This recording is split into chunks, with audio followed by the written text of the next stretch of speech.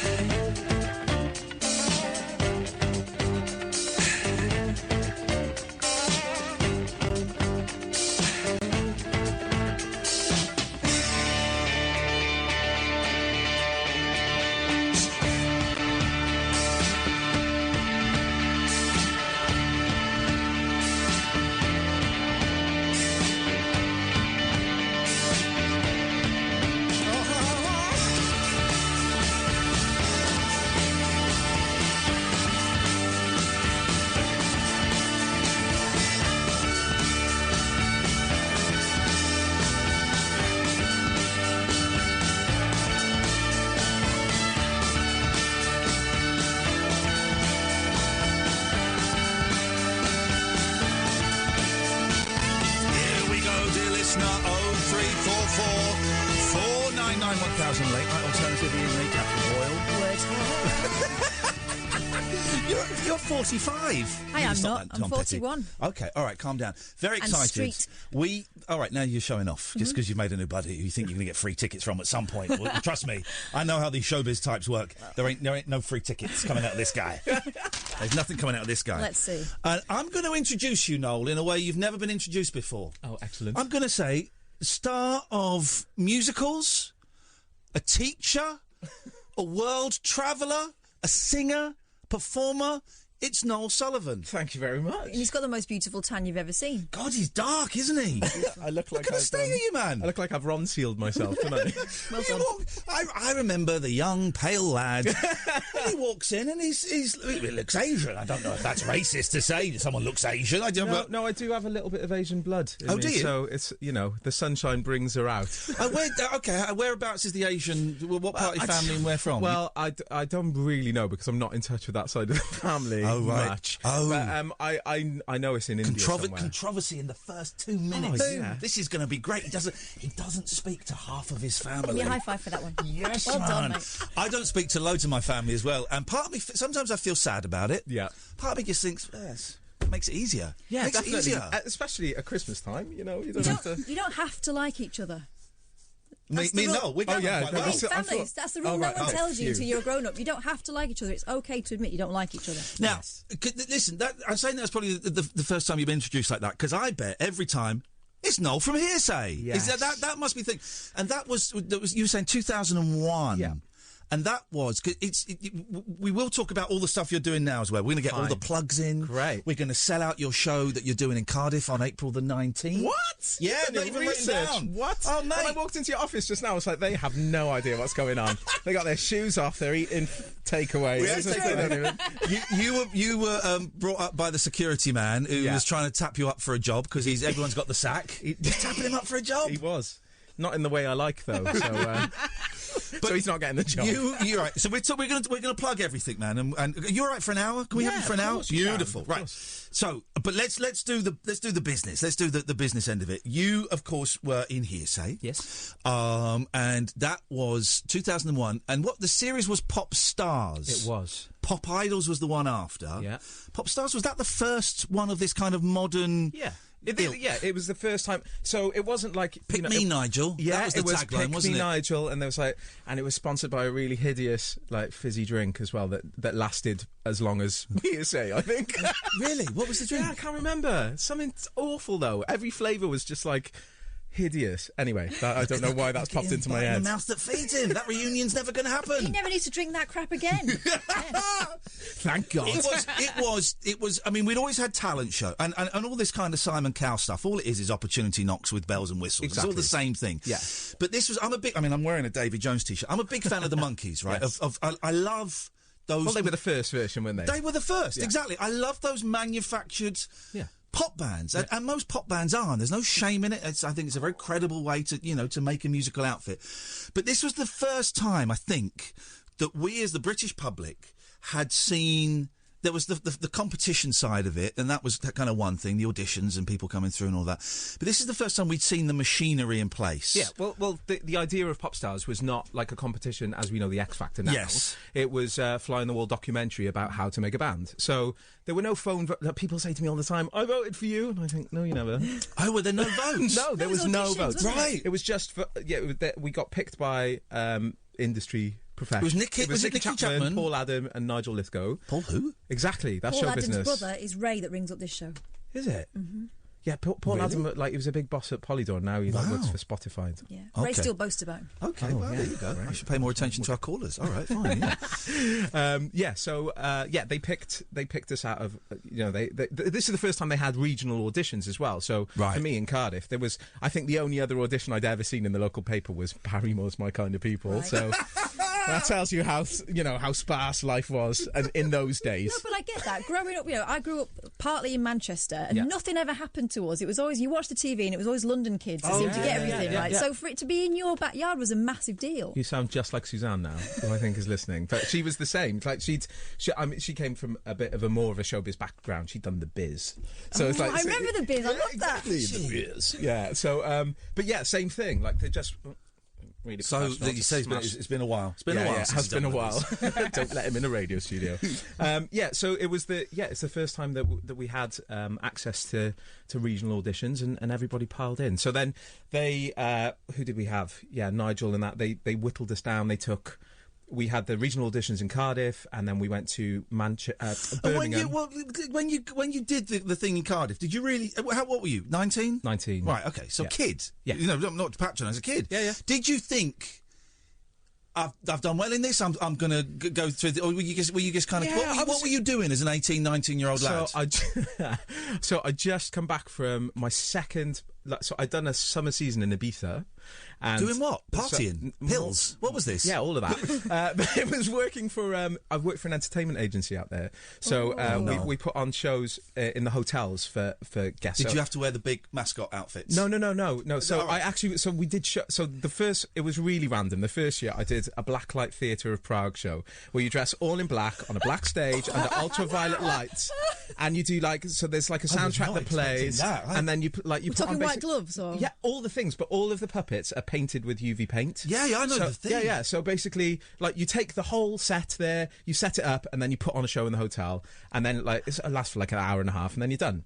That's the best job I ever had, because obviously you're done by 9 o'clock. Yeah. No one knows your face because you've got a black scarf on your head. Drunk, burnt people will clap whatever, won't they? Exactly, they don't care. They don't care. They're in an all-inclusive looking at magic. They're this is the best show they've ever seen in their life. So I did that for the first summer season, and then I went back for the second summer season, and I lasted for about 4 weeks, and I was singing a lot more and all that kind of stuff, and I was just like, what am I doing? I'd finished my A-levels, I was like, one season was enough. If I stay here, you looked at that time at the older entertainers, and they were they'd been there their whole lives. They ran a bar, they did their circuit, and it was just dreary. It's a lovely island, don't get me wrong, but I wanted more. Yeah. So I came home, and literally the day I got off the plane, my mum was like, "Have you seen this?" And it was a cutting out of the paper. So just went. So the plan was either to go to college to do musical theatre. That was a plan for that September, and I kind of applied to places and stuff, and I had quite good feedback. And then this happened, and I didn't question it. I was just like, there was nothing to compare it to. There was nothing had been done like it before. So I wasn't like, oh my God, I'm going to be a pop star and it's going to be massive on telly. You didn't know because no one knew. Yeah. So I just went through the audition process and was like, oh, this is good. I'm getting there. I'm getting there.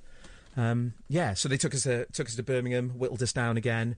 Then we did all that Green Mile stuff in London at the Brixton Studios, where they took the final 30 and we all worked together. And every day people got cold and we had to walk. Now, it was Darius. Yeah, that was your series, was it? Right. Yeah. Okay. Yeah. Wow. Yeah. Wow. I mean, he's evil, right? We can say that. No, he's not. He had a massive kind of resurgence, didn't he? A haircut, and seemed to sort of calm down a little bit. He came back with the Noel skills, basically. Yes. He went away, he got his hair done like mine, he looked down the camera and said, "Hiya, Mum." He stole my groove. And he kept his riffs a little bit tighter. Yeah, exactly. He went away, he watched what I did, and he sorted himself out. 18 years after it happened, I know you say Darius, Britney Spears. But we can picture it. And that's how iconic. And that's just one scene. But that's how huge Popstars, the whole series was. It was getting 10, 12, 15 million viewers. It was insane. Yeah, and you forget, it's before social media. It's before massive Sky TV. It's when we just had, everybody was watching TV on a Saturday night. Yeah. Was it before camera phones? Yes. Yeah. Yes. Yeah. Because I can thinking of that about I had Nokia with a snake on, and that was the coolest, most up to date phone ever. Yeah. Playing Snake. Just thinking, the way that you were kind of pushed into it, and you're 19, you're a kid, you're just going from one audition to the next, not quite thinking about what might be about to be unleashed on you. Yeah. Thank God there were no camera phones. Thank God there was no Twitter, because what happened to you was bad enough, wasn't it? It's different because now, it's just different, isn't it? You now, if you went through the X Factor process or whatever, there's more support. There's more there's less of that kind of hell that you would have online. But then we also had the press to deal with, which was a different beast back then. Mm-hmm. So all of the story, I'd spent 2 summer seasons in Ibiza. I got up to mischief like anyone my age would have done at that time. And then it's selling stories, and in some ways that feels at that time it feels like. I feel like news is way more disposable now. You see something and then it's replaced by something instantly. Mm-hmm. Whereas the big deal was what's being printed in the papers on a Saturday, and it affected things more, I think. So how much? I can't quite remember. How much? It was kind of almost happening live, wasn't it? Yeah, the episodes were being filmed and they'd go out that week. So basically, when we got down to the final 5, and they moved us into a secret house in Mill Hill, and we were probably we moved in about 6 months ahead of the air date. Right. So it was catching up in real time. So the last maybe 3 or 4 episodes were as they were editing that week. Wow. So So it was, what was weird is that period of time when you're just recording stuff. And just stuck in this house, just thinking, is anyone even going to watch this? Yeah. Right. And then obviously, it could have been a flop. You're right, of course. Also, it was brutal, and again, another iconic moment that stands out that they would never say. Hopefully, well, they might. I know where you're going with this. Kim Marsh, Nigel Lithgow telling Kim Marsh she was too fat and needed to lose. But her reaction was perfect. So, she was incredible. Yeah. Needed to lose some weight, but it just shows how how this was the first time that the fact that you guys are going to get shit on because we know what happens in pop, but the fact that even the people in charge were saying stuff that looked terrible on TV, but also. There was no pretense, right, of anything other than if you don't like it, you can jog on. There's someone else behind you that will come in. Whereas with the X Factor, they built up from the start on it to think that they're the next big thing. Yeah, of course. But even like the deal, I remember going to sit in the lawyers when we were signing the deal, and it was the last 10 of us. So they hadn't picked, they hadn't yet gone round to our houses to tell us we're in and all that stuff. And the deal was shocking. And you're there going, I'm signing my life away here, and I'm not going to get anything for this. But the solicitor, the lawyer was just like, listen, if you don't sign this, you're totally replaceable. They've got people waiting in the wings. And you're like, well, to it's kids, better than... presenting them with that. Yeah, I know. You don't. At the time, you're like, oh my God, I'm just going to do it. And now looking back on it, I was like, everybody was just taking the mick. Or I imagine in the back of your head, you go, do you know what? I'll make it work. I'll make it work somehow. Just got to get my foot in the door. But also, even just like they paid us £500 a week to be on the TV show at that time. And I was just like, that was more money than I'd ever seen at that time in my life. I was working as a waiter, I was supporting myself through my A-levels. I'd had a job as long as I could work from where I was from, a single-parent family and just, like, trying to. Yeah. So we should say, because there will be some people. We've got kids listening. Hearsay was the band. At the time, the fastest-selling debut single. Is that right? Yeah, 500,000 copies in a week, yeah. or something Hard insane. Copies, yeah. You probably hate Hearsay because of the misplaced apostrophe. Katherine is very punctuation police. Sure. That apostrophe between the here and the say. I didn't hate Hearsay. I could forgive them anything. And here's the thing. I mean, anything. It was great. It was a great TV show. It was a great song. You guys were a great band. You were a perfect. It was it just did what it was supposed to do. Also, you were all dead approachable. There wasn't a Darius in there because Darius was pretty much set up as the villain, wasn't he? And a bit of a knob. And thankfully, he managed to turn it around afterwards. But they definitely pitted you against each other, and it was all the normal nice kids, and then him doing his Britney Spears extended remix. But they're all incredibly likeable, approachable. The stuff with Kim. Everyone sided with her actually against Nigel, and he was setting himself up as Mr. Nasty, wasn't it? Yeah. But that was his. But obviously, he comes from like boss of Light Entertainment. He wants to make TV. It's the first time when you're like, okay, we need TV stories as well, because not just making the music, it's like making sure people tune in after the break so we can sell the crap pop. And let's have some conflict, and if there isn't any, we'll make some. You mentioned the money. You don't have to go into specifics, but did you make any money out of it? The only place that we made any money really was the live tours, the arena. You played tour. Big arenas. Yeah. So that was great for us, like merchandise and all that stuff. So you made money off the back of that? Yes, yeah. But the TV show, the records, nothing? Nothing. I did just have a PRS check that's taken 15 years to come through. Go on, how much? At $3,000. 15 years, though. No, that's terrible. Come on. It's terrible. 15 years. 15 years. I was like, my old manager's getting back in touch. I'm thinking, come on. Here we go. I mean, it's not to be sniffed at, don't get me wrong, but if you look at what we sold... Oh, God. Come on. Anyway. The arena tour, that was... Not bitter, better. There we go. Yes, exactly. The arena tour, that was big, though. It's going to be... If I get this right, 36 dates. It's going to be a handful of dates, and it went nuts. Yeah. The country loved you. That was the thing. For a while. For a second. I know. For a short time. Here comes Alan Caddick. For a short time, the country loved you, and everybody was on your side. Yeah. That must have... It must have been. I take that back. Was that a good feeling? As a young man? It was really scary. Scary. Yeah, of course, because it's like you're locked in a house and then you step out the next day when they announced who we are and Trevor McDonald is on the news and he's telling everybody, are these people, and you're like, what? It literally changed your life overnight. And you're not seeing your family. You're not like there was no connection. So you're just getting you're just surrounded by people, people who you don't even know. They're just there to make the money off you. It's looking back on it, it was a crazy time.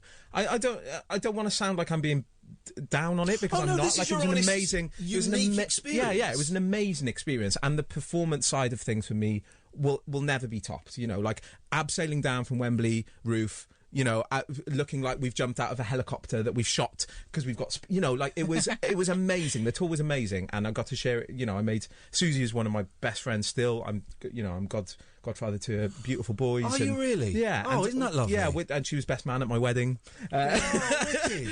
She organised my stag do. Like she, you know, like that's lovely. So even just for that, now I look back on that as one of the most like what an amazing thing to get out of that, you know, that friendship. We need to take a quick break. Alan, you're very welcome to come on. 0344 499 1000. We got singer, entertainer, performer Noel Sullivan in the studio. This is Talk Radio. The wild man of late night radio. The Late Night Alternative with Iain Lee on Talk Radio. We have ways of making you talk. Idea of that, just you wait. Oh, there we go. Sorry. Yes, we weren't listening. We weren't listening, and we nearly got busted. I was Katherine waiting. shut up, but she shut up, but she didn't say, "Lads, no, I want to stop talking Well, I about thought that." you were going to now. get to the good stuff. She was enjoying that. She was like, she's yes. old school BBC entrapment. Entrapment. See it now. I know. No. Well, we kind of jumped. We've got Noel Sullivan in. Some of you will remember him from Hearsay. Give Alan a call back. We'll get Alan. I'm sure Noel would love to talk to him. We mentioned Alan before the show. Okay, so. How long was the bubble? The bubble from start it was to a short finish? one, wasn't it? Yeah. Like publicly, about a year and a half. Was that all it was? Yeah, for us it was about 2.5. Yeah, 2 years. 18. I don't know. Well, no, I'm saying it with such conviction. Yes, I think it was. No, I haven't got a clue. You felt like a proper pop band, you know, within a couple of months. Well, the thing is, we were so saturated, weren't we? So, like, if you imagine every media form. Just talking about us all the time, there is nowhere for that to go. There was never any take. You know, if you win X Factor now, they take you away for a year and sort you out properly. Any like stylist or music choices, or it was all happening in front of everyone. You know, which is perhaps why Liberty X, who were formed from the people that didn't make Hearsay, perhaps had a slightly longer pop career because they weren't being thrust everywhere by ITV and the machine. Exactly. Well, they went away and Virgin got hold of them and made them into that band, but then equally they just did a load of covers. So were they in a better position than us in the long term? I don't know. Yeah, I guess for the people that came after you, it's a bit like being the younger siblings, right? They can see what happened to you.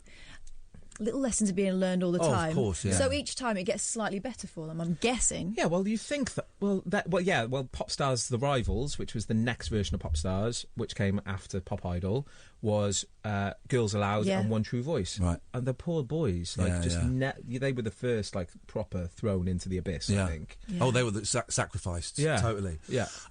First time you're on top of the Pops. What was that like? Was that a thing? Was that a thing for you? Yeah, of course. It's still a thing for me. Yeah. I still show off about that. As you should. Yeah, of course. Top of the Pops. We were on there all the time. I was watching a load today. It's so... And I look back at those videos, I'm like, look at us. Like, we're such babies, you know. Top of the Pops... Anthem Deck. Was SMTV? it SMTV? SMTV Live, Chums, all of that. When you got a script and you were in Chums, you were just like... Here's the thing about SMTV. By that time, I was in my 20s.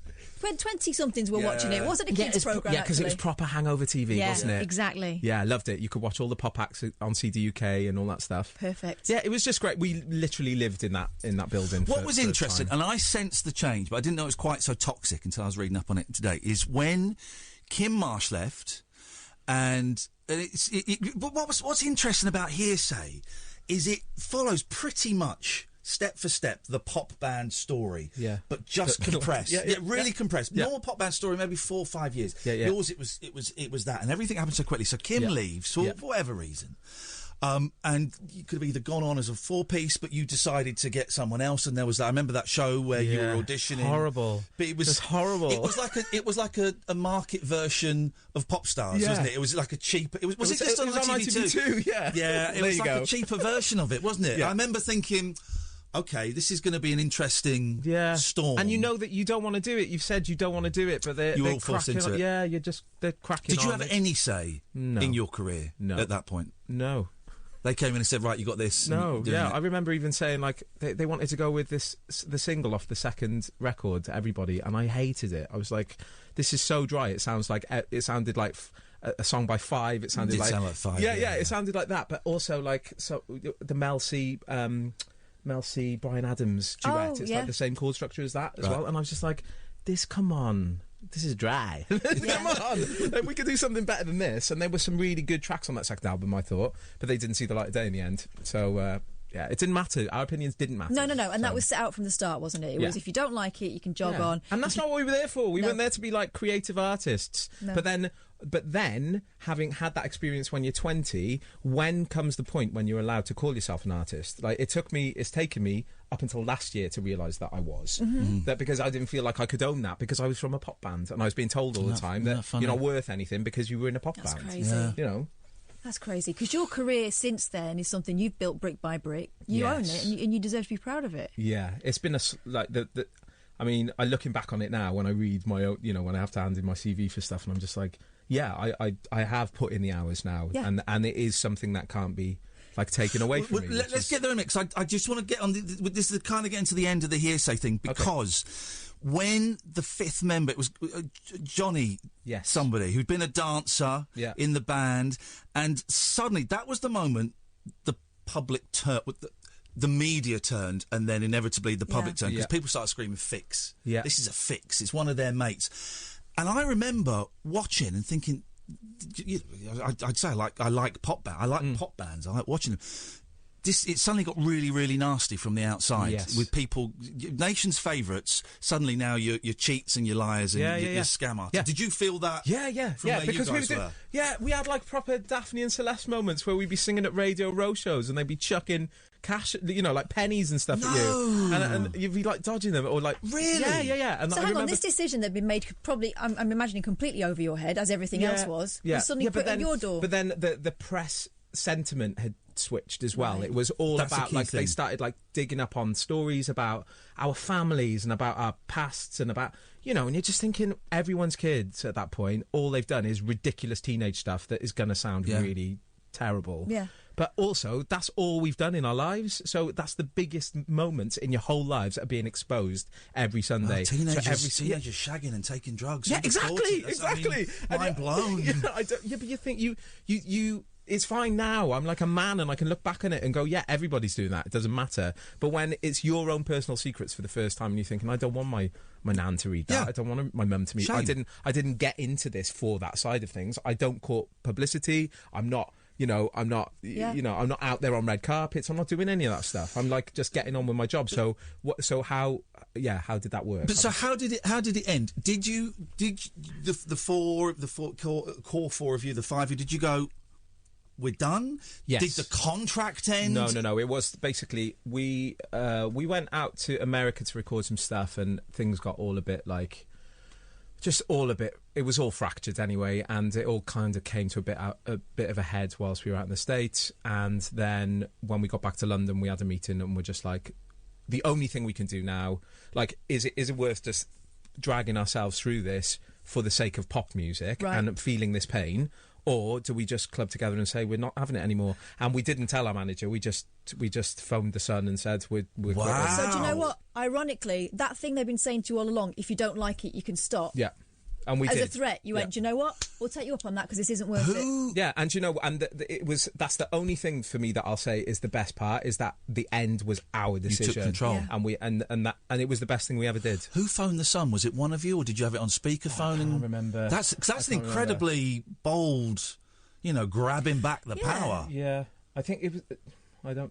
It was like just it's all a bit of a fuzz that time. Do you know what I mean? Because it's still quite a. Yeah, it's not something that... It's at that period I haven't revisited very much. And are you cool talking about it? It's not too painful or anything? No, I've just had... Yeah, and we are going to get on to this... I know you've been through a lot recently. We are going to get onto the hugely successful career. You haven't stopped working in the last 10, 12, 13 years. But we were talking during the break, that period after any pop band goes, you're dirt. No one wants a former pop star for a year. And as much as the public like a success story, they do love this country, they love kids that have been blown up. Look at them, they thought they were it. Yeah. And I went back to Cardiff, and my hometown is not an easy place. I love it dearly. It's made me who I am. I love Wales, but to go back it's a vicious place on the weekend anyway, But I got into so many scuffles, and that's totally not me either. You end someone, and people look for it from you. People want you to be up your ass. Do you know what I mean? They want you to, so they can say, it's that idiot off I the saw telly, him and he was a... Yeah, exactly. So, I had loads of that. But also, the number of I've heard people say to me, I met such and such and they were an idiot. Where'd you meet them? Oh, it was in a queue at a thing. Right, so you spent 2 minutes with them and you've based that 2 minutes when who knows what was happened before, who knows what's going on, like that 2 minutes where they might have been a bit short or didn't want a picture or whatever. Yeah. You've got from that they're an idiot and they're a dick. Here's something else I've noticed. People who are not used to seeing people that they see on the telly have one of two, well, all right, maybe three reactions. One, not saying anything at all. Two, being really nice to you. Three, they desperately want your attention somehow, so they just pick on you for some, for whatever reason. Yeah. Aggression. Yeah, I didn't. That part of it for me, like that, probably scared me into pursuit.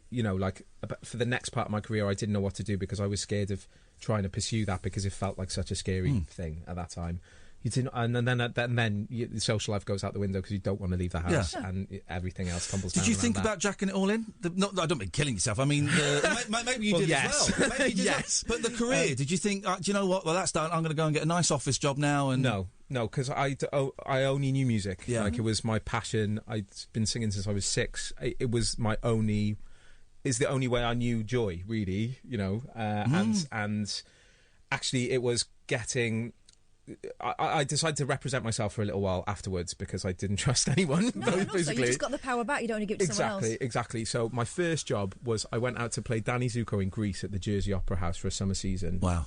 And I worked... My Sandy was Claire Buckfield, she used to go out with Deck. Yes, I remember her. Was she in 2.4 Children? Yeah, exactly. Yeah, of course. Her and Julie, and they were in Grange Hill. Yeah. All that stuff. But Claire was in the show with me, and she was great because she'd had so much experience, and I remember going there really scared, and then feeling the warmth of a theatre cast for the first time.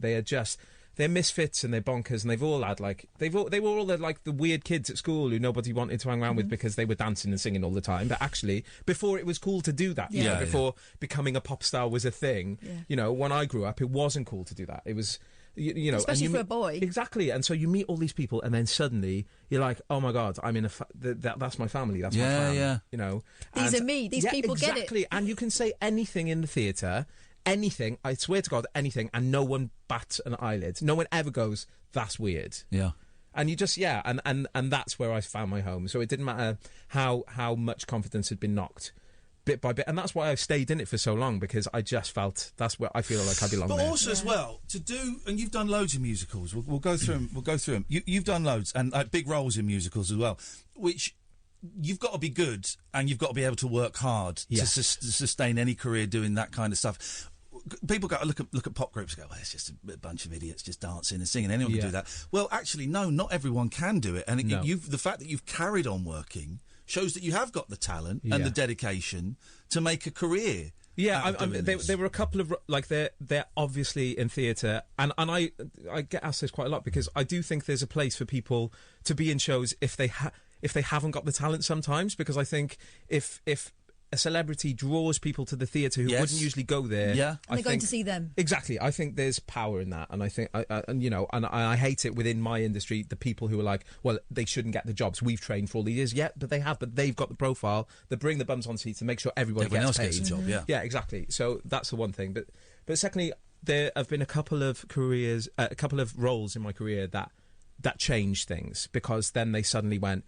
So I was the first British person to be cast as Galileo. I nearly did. English. I nearly did. Don't betray your my people. family. I know I'm going home on Friday. They'll set me on fire. So basically, I was the first British guy to be cast as Galileo in We Will Rock You in 10 years. Wow. So they'd had like covers who were British and stuff, but I was also the first person who had ever had come from a pop background to play that role. I did it for 18 months on tour, and then Brian May said, will you come and play it at the 10th anniversary at the Dominion? Oh, come on, mate. That'd do, wouldn't it? When you're just think about it, Brian. Yeah, exactly.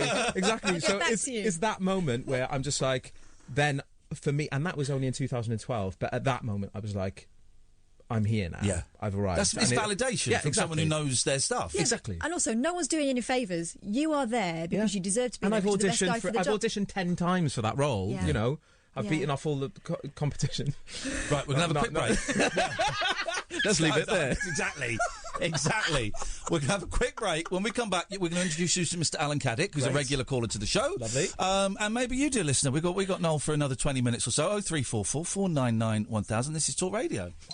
After hours amusement for anarchists, air hostesses, and jet-lagged Antipodeans. Can I, Cobbers? Can I crash on your floor? The Late Night Alternative with Iain Lee on Talk Radio. I'm loving this. Noel Sullivan is here, and ladies and gentlemen, so is Mr. Alan Caddick. Hi, boss. Hi, Noel. Hi, Alan. I remember seeing you at the NEC Arena in September 2001. Wow. You remember him, right? Yeah. And how much did you pay for a ticket, Alan? It was a college trip. Oh, okay. So, are you? I've got to check. Are you calling for a refund? Were you disappointed with the performance? No, I was a big Hearsay fan. Yes. Well, it's good because I haven't got the cash to give it back to you anyway. You got £3,000 the other day, young man. We know exactly we know literally how much money you have got. Do you want to chastise him for murdering Monday by the mamas and the papas? Is that what you're calling in for, Alan? No, I'm asking a serious question. Oh, you got a question. Okay. Go on, Serious question time. All right. Have you ever thought about going into soaps like Kim in and Coy or Suzanne in Emmerdale? Have you ever gone into soaps? Because that's how TV works. You think about it. Yeah, and then it happens. You just have to ring them up and say, I'm ready now. Yeah. I have auditioned for a couple of soaps, actually, and I've never got them. Publicum? No, I can't You speak Welsh. racist. I can't. What did you call me? I don't think you got your pronunciation quite right there. I have auditioned for some. I haven't got them. Yeah, there you go. Well, Alan, do you know any producers of like EastEnders or Emmerdale that can maybe help? No? Maybe Kate Oakes. Kate Oakes? Who is Kate Oakes? I think she's a lady in charge at EastEnders now. Right, have you got Kate her Oakes' email? Yeah. What's her number, Alan? I don't know her Well, number. you're a fat lot of good you are, mate. Sorry, no, I thought we had a sniff of a gig there. Thought we were going to get you a job, get you back on the telly. Now you've been back on the telly, you were saying. Welcome to my world. This is our flipping job, mate. Oh my God! How dare you laugh? What a job this is you've how got. We feed our kids. I'm just jealous. By the way, you're welcome anytime you want. I love you. mate. I've always been a big fan of yours. Oh, I knew we'd get Likewise, on. mate. Do you know? I loved Not the 9 o'clock news when I was. Well, that's good because I wasn't on it, mate. I was on the 11 o'clock show. I've kicked it. You hear that, Suzanne? You hear that, Suzanne? We tried to get you, Suzanne. No. We got blocked, so we went. Well, let's go for second best. But Danny said no. So we got Noel instead. You hear that, Suzanne? Oh my God, the shame of it all. Yeah, the shame that's of like it. that's like when people say, liberty, yeah. Don't worry. But you are acting. You're just telling us that you're in a big TV show. I am. Are you allowed to talk about it? I don't know. But I've already we talked about it now anyway. I've whilst The I was TV shooting show it, you we can. were okay. So it's a new Russell T Davies drama on BBC One. That's the Doctor Who man, right? Yes, and the Queer as Folk man. Oh, yes. right. So he's written a new drama which is amazing. And is it gay people travelling through time? No, but there are gay people in it. Okay. Gay People Travelling Through Time is the other one with John Barrowman. Oh yeah, that's it. He's done that one. Touchwood, that's it. I actually really like that. Touchwood, I think. Touchwood, yeah. Very good. all kinds of stuff happens in that TARDIS. Yes. So basically, a TARDIS with a glory hole. Imagine. I don't think you can say glory hole on British radio. Let's move on, Noel. You've lowered the tone. I wish we'd got you, Suzanne. I really do. I'll start writing the email now. Yes. I hope she hasn't messaged. Maybe she's not listening. She's listening to Talk Sport. Yeah. I mean, yeah. Wait till he knows a lot about Chelsea. I mean, this is incredible. Go on, right. So back to what were I talking about? Russell T Davies. Great. Thank you. Russell T Davies. So it's called Years and Years. I think it's coming out in May sometime, but it's basically it's about a family in Manchester, and it's set like in the not too distant future when a kind of geopolitics has gone kind of right wing and a bit nuts. And what do you mean gone? We're there. Yeah. Well, so I voted Brexit. Okay, but even more so. Okay, it's like what's going to happen in 20 years' time. Yeah. And there's some really it's really interesting. Technology is a bit crazy in it, and it's a bit kind of dystopian, in its way. But I just feature a few scenes in the first episode. But is this your first TV acting? No, You've done others. I did another BBC drama about 2 years ago called Ordinary Lies, which was the second series of Ordinary Lies, where I played a forklift truck driver lad. Okay. What? Yeah, I had to learn how to. Can you do it? Yeah. Basically, if this all goes tits out, I can go and get a job in Costco. Transferable skills. It's what it's all about. I've got it all going on. Yeah, you're going to find some clips of that. So I've done a couple of good TV. It's some quality stuff, which it's hard, isn't it? Because those gigs are so few and far between. But if I keep just kind of cracking on with what's those. this? You're one of the 12 Irish tenors, I believe. I was. Is that correct? How many of the 12 Irish tenors were actually from Ireland? None. None. The majority were Australian. Oh. And there's an amazing clip. I'll see if I can find it. It's on one of my friends' Facebook. Did you have to sing with an Irish accent? Yeah. Go on, had to do it. When Irish eyes are smiling, all the world looks bright and gay. You can do it! Yeah, there's not an accent, I can't. It's like one of my special skills, but not now. I think we should be continuing the rest of the conversation in this accent. Well, we can if you want. That'll be fine. So, basically... I'd like that too. Maybe not. Okay, all right. That was all going so well. There we go. There's a clip on one of my friends' Facebook. We basically went to a morning breakfast show in Nevada. Yeah. A news show, you can imagine the type, like purple, kind of, a bit like this studio. Yeah. You can make it purple if you want. Yeah. Oh, can you change the light colour? Yeah, Kath doesn't know how this works, though, so good luck. Yeah, and also rubbish radio. Yeah. She's changing it, now it's... Yeah, you had it! There! Yeah, brilliant. Okay, now I'm back in the zone. So basically, they took the 12 of us to this studio with a boombox and a CD. Oh, no. And they were like, right, okay, so we did the first song, and then the presenter's like, I'm the biggest fan, I've been to see the show so many times. You guys are great. Go and see them at the El Dorado Casino. And then they go, you're going to sing When Irish Eyes Are Smiling. And only 8 of the 12 Irish tenors sang it in the actual show. So I went, oh, mate, we don't know the words for this. And they were like, well, just sing the choruses. And I was like, well, what do we do for the song? Like, what? Anyway, they didn't. We had to stand there, and there's this amazing clip where the song starts and everyone starts swaying and they all start singing Hell for Leather, and it gets down to 4 of us on the end, and we have lost it completely. Like, for the whole song, we're just like, and I'm going to the boys like, keep smiling, keep smiling. It's glorious. Wow. I'll have to send it to us. Now, the reason I can't quite remember how it came into my timeline, but you wrote a thing a couple of weeks ago. I saw it a couple of weeks ago about mental health. It was last week. Yeah. And about how you've been struggling recently, but you'd kind of turned a corner and things were looking better, and you felt that you were on the up again. Yeah. How are you? I guess is the basic thing. Yeah, I'm good. It's always hard, I think. But the more work you do on it, I think the better it becomes, because you start to be able to feel, to understand it a little bit more. For years, there was just constant noise in my head, and it wasn't always good noise, and I didn't know how to turn it off. And there were loads of factors. There were loads of stuff from I had a lot of kind of traumatic events from my childhood. A lot of things that I probably should have addressed around the time that you would usually address, kind of turning into adulthood, maybe at university.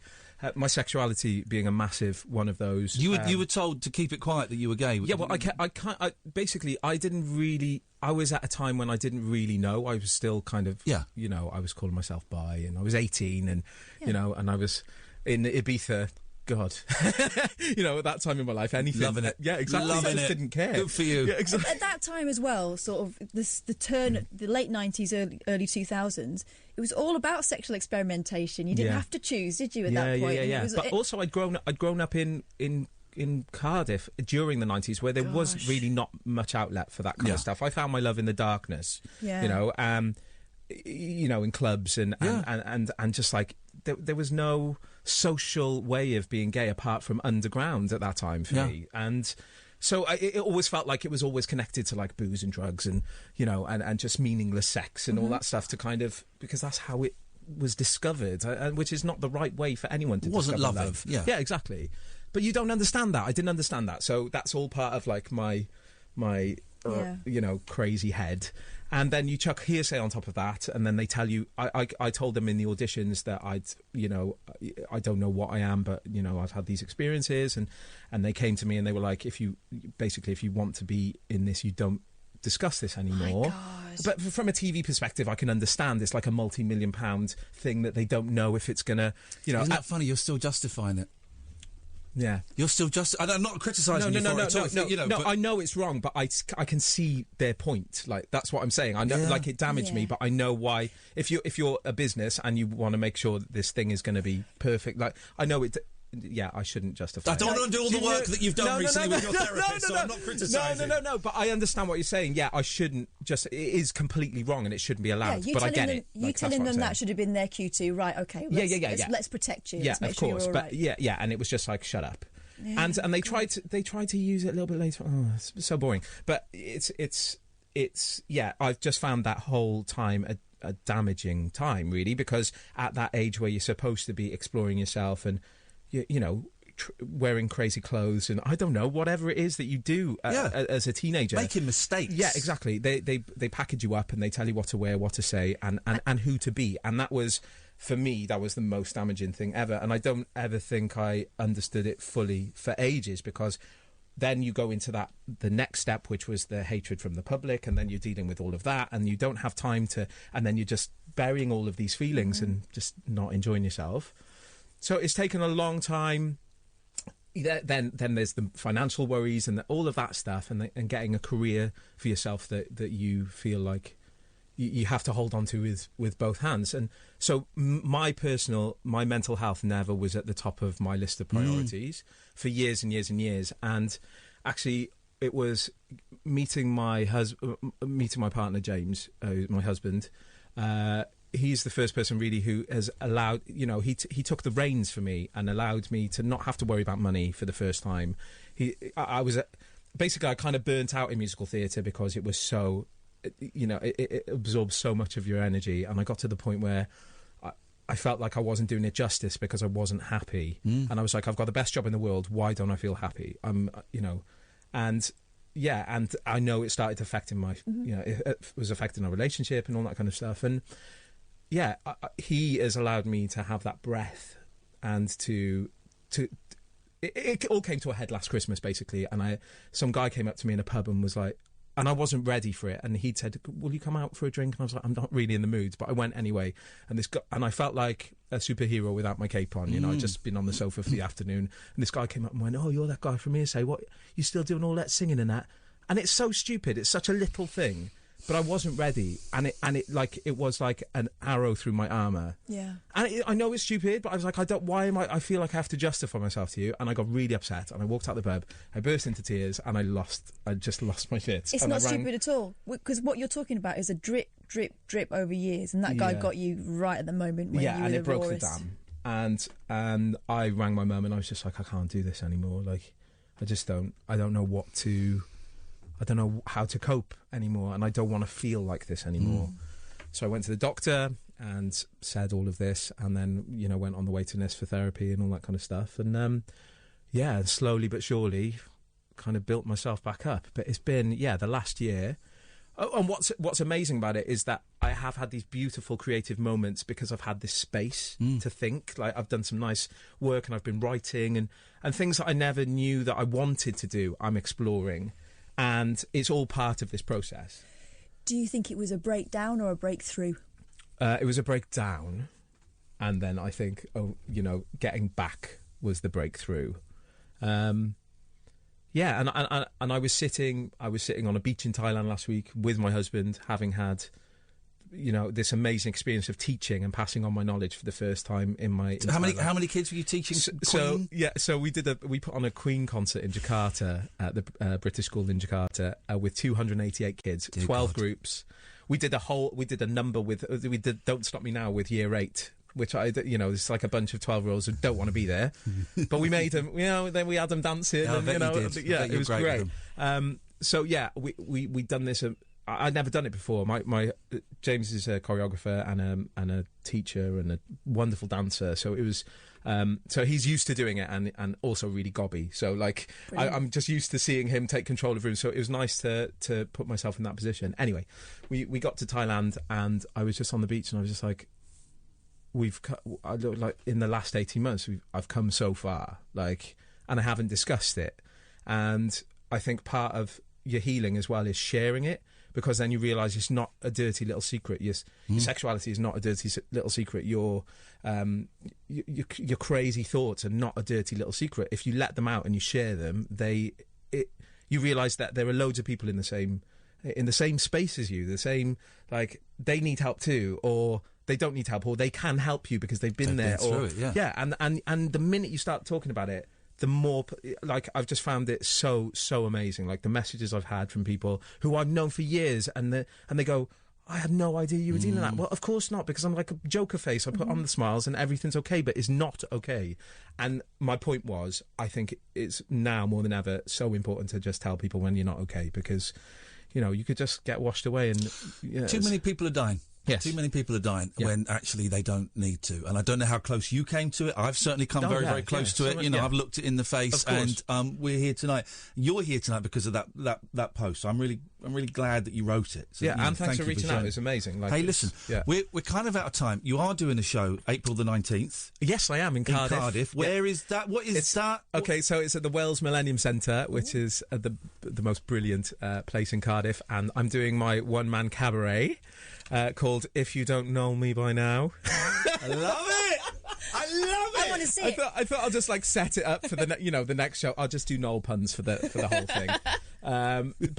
So basically it's a journey through, like, my musical influences and the shows that I've been in and the music I was brought up on and music that I'm a fan of. And I just talk like this, really. Wicked. Well, I could sit and listen to you all night. If you do one anywhere nearer or a night that we can get to, we would both love to come. I will let you know. Where's the best place to get tickets? We'll follow you on Twitter or go to the Wells site? You can get tickets on the Wells Millennium website, Millennium Centre website. And you are the Noel Sullivan on Twitter, is that? At the Noel Sullivan on Twitter and Instagram. And hey, man, it's so nice to meet you. Thank you. Honestly, we're not just saying this for bullshine purposes.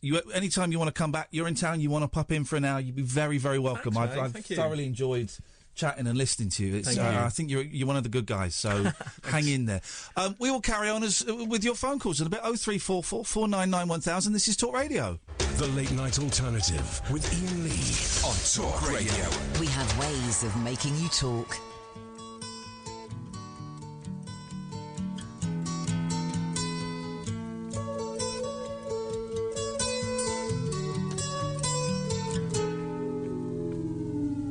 Here comes the sun,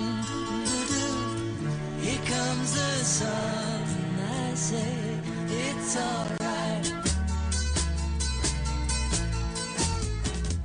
Little darling, it's been a long, cold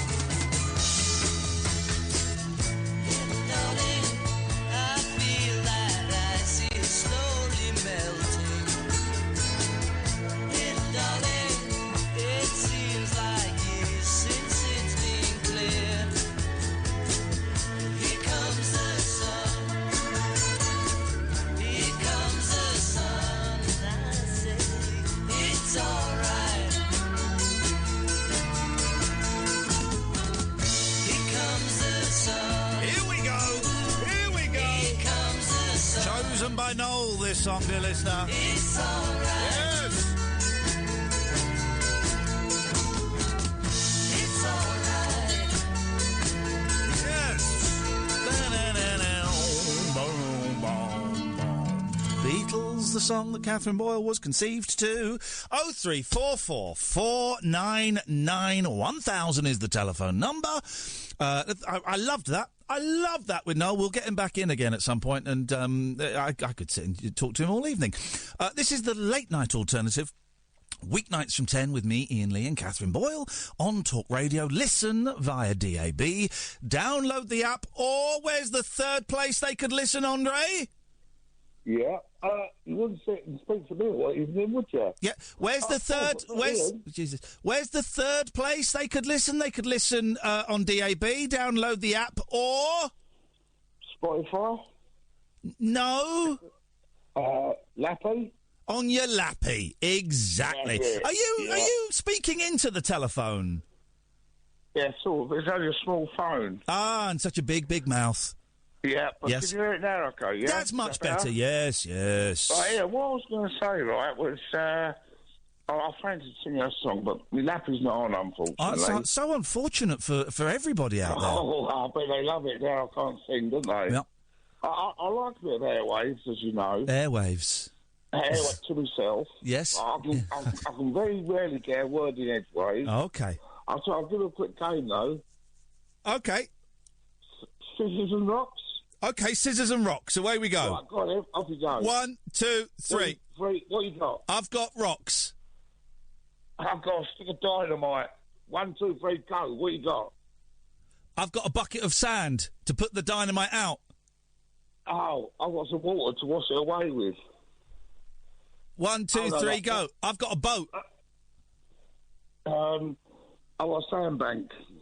Well, 1, 2, 3, go. What you got? I've got a gun. I just shot you. Bang. Thanks for calling. Some people are unhappy with... By the way, if you were lucky enough to claim a Late Night Alternative laminated membership card, we've enveloped them. They will be sent out tomorrow. You should... What day? Hopefully you get them by Friday. Yeah. Fingers crossed. You can start waving them around the pub and showing off and that. Some people not happy with how the show went last night. And I'm not just speaking about our boss, Double N, who texts in like a lunatic, who may, I believe, coming to the Manchester shows. Some tickets still available for the Sunday show. Should be a laugh riot. Still dragging your knuckles and icy. That's how I describe you. You really are showing your upper crust attitude these days. What? Imagine not giving a very poorly boy and girl one of your cards last night. I thought even for you this was an all-time low. This will not be the last... Well, it says this will not be the last year about this trust. I think what he means is this will not be the last you hear about Well, this. maybe he's a pirate. This will not be the last year. Trust. Well, I'm not upper crust. Grew up on a council estate, mate. Yeah, the mistake you're making is he's southern. Don't flatter him that he's posh. I'm not posh, mate. I can just speak proper, innit? Well. And listen, we will be giving away more membership cards. What are they called? 5-minute flash dances or something? 5-minute flurry. We're going to have 5-minute flurries. Not tonight, we're not, because they're in the boot of the car. So no, and do you know what as well? Being cheeky won't get you anywhere. Being cheeky puts you back at the back of the queue, where once we all began. And if I might speak to you in our native tongue, if you mither me... Do you know this person? You'll get out. Do you know this person? No, but if he's saying he's coming to see us in Manchester, you'll understand exactly what I'm saying. No. People come from all over the country to those shows. Well, big draw. Well, very big draw. You should at least learn some key phrases. Very big draw. I got my hair cut short today. I went in... 0344 499 1000, by the way. The switchboard is empty. Fix it. Can you turn my computer off? It's buzzing. Glad to see that fault report has been acted upon with speed. I went to the doctor's, went to get a haircut, and I went in. She said, "What do you want?" I said, my opening gambit was, "Do you do haircuts in here?" She said, "Well, I've got some scissors. I could give it a go." I said, "What could possibly go wrong?" That was our opening little bit of badinage. Beautiful. It was wonderful. Made me feel proud to be British. That's British. You wouldn't get that anywhere else. No, you wouldn't. Yeah, I've had my haircut in Spain.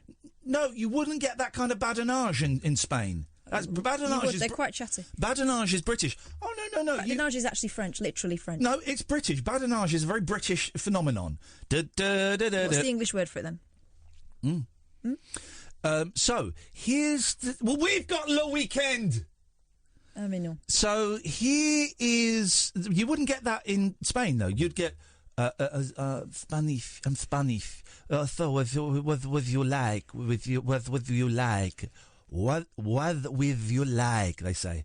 What with you like?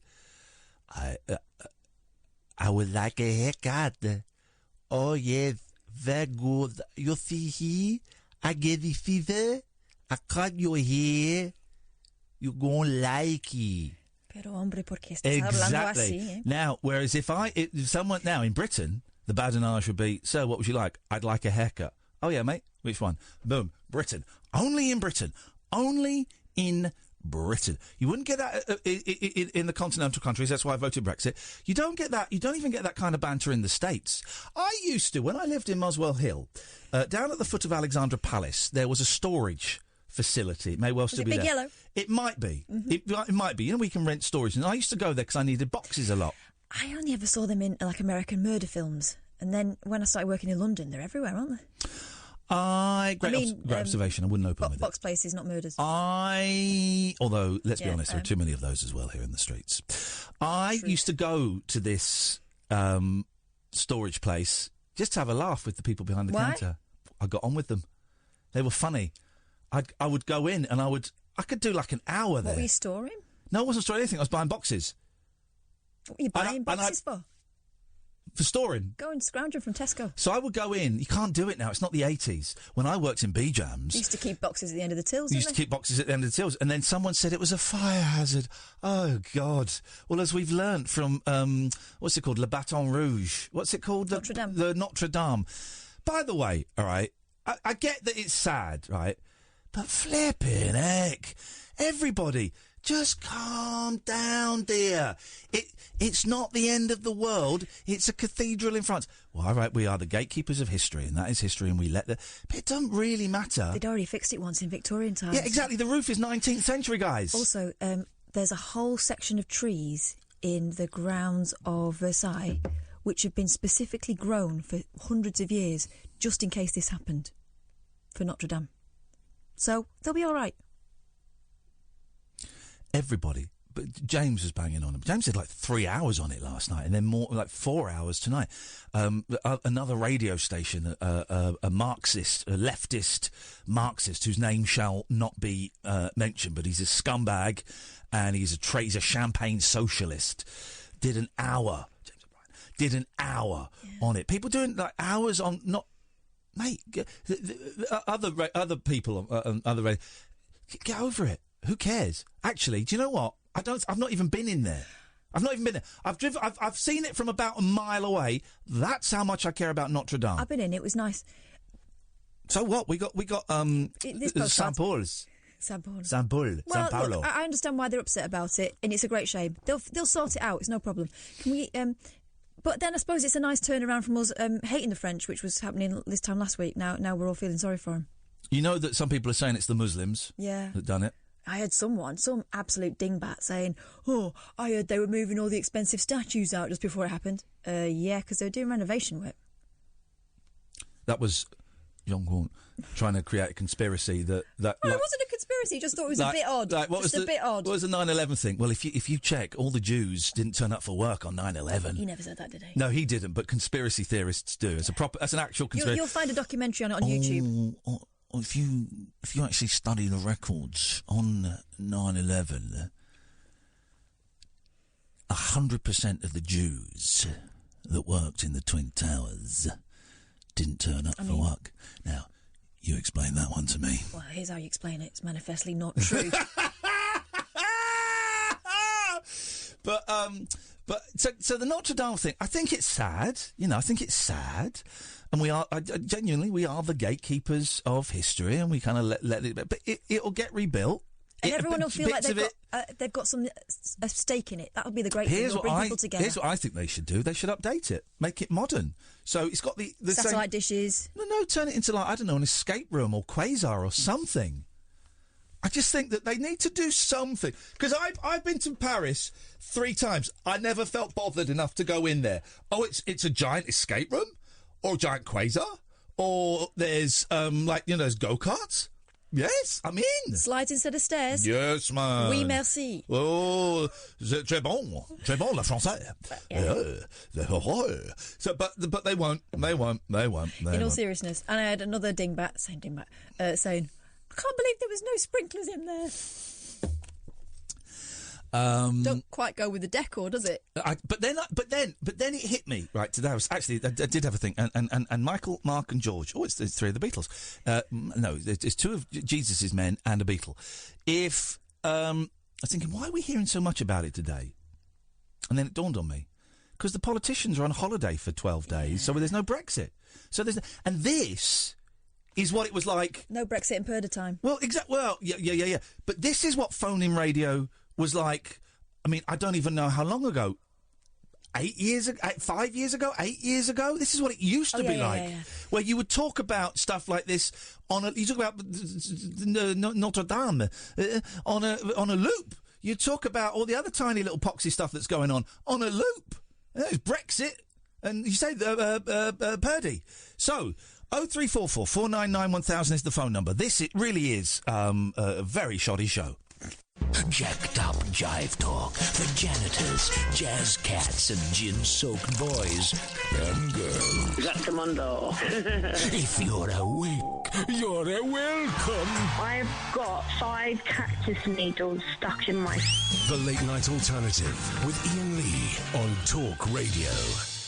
I may have just soured my already tenuous friendship with Catherine Moore.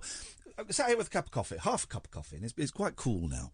And I put my headphones on as we were coming out of the break, and I held my coffee cup, and I just had an overwhelming... Well, it wasn't an overwhelming feeling.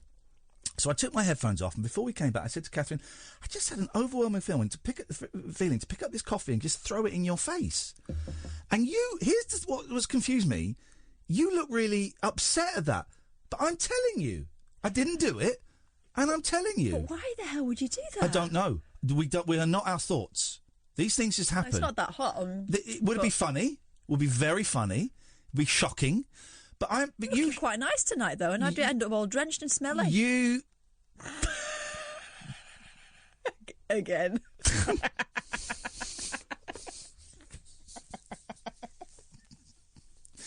Drenched and smelly. The Catherine Boyle story. The 2 dwarfs that got kicked out of the house.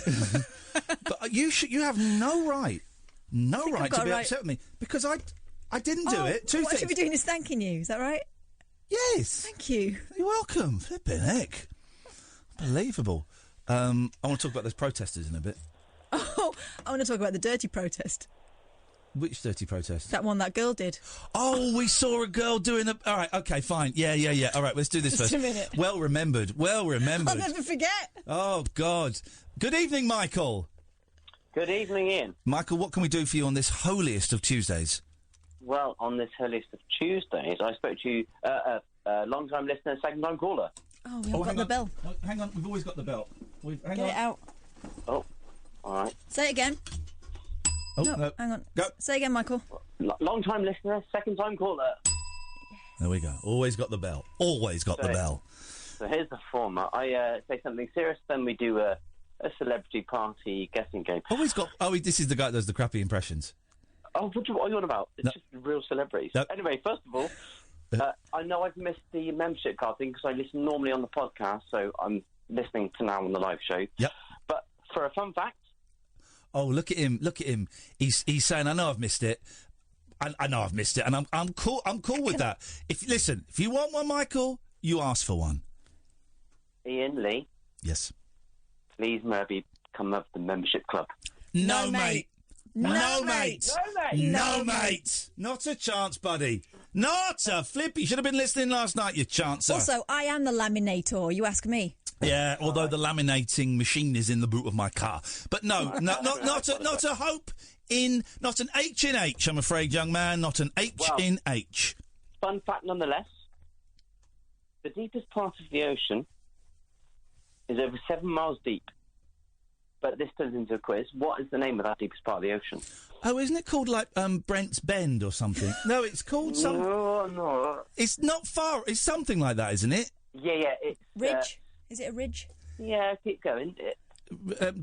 Drop? A slut drop? Dick's Ridge. The Mariana Trench.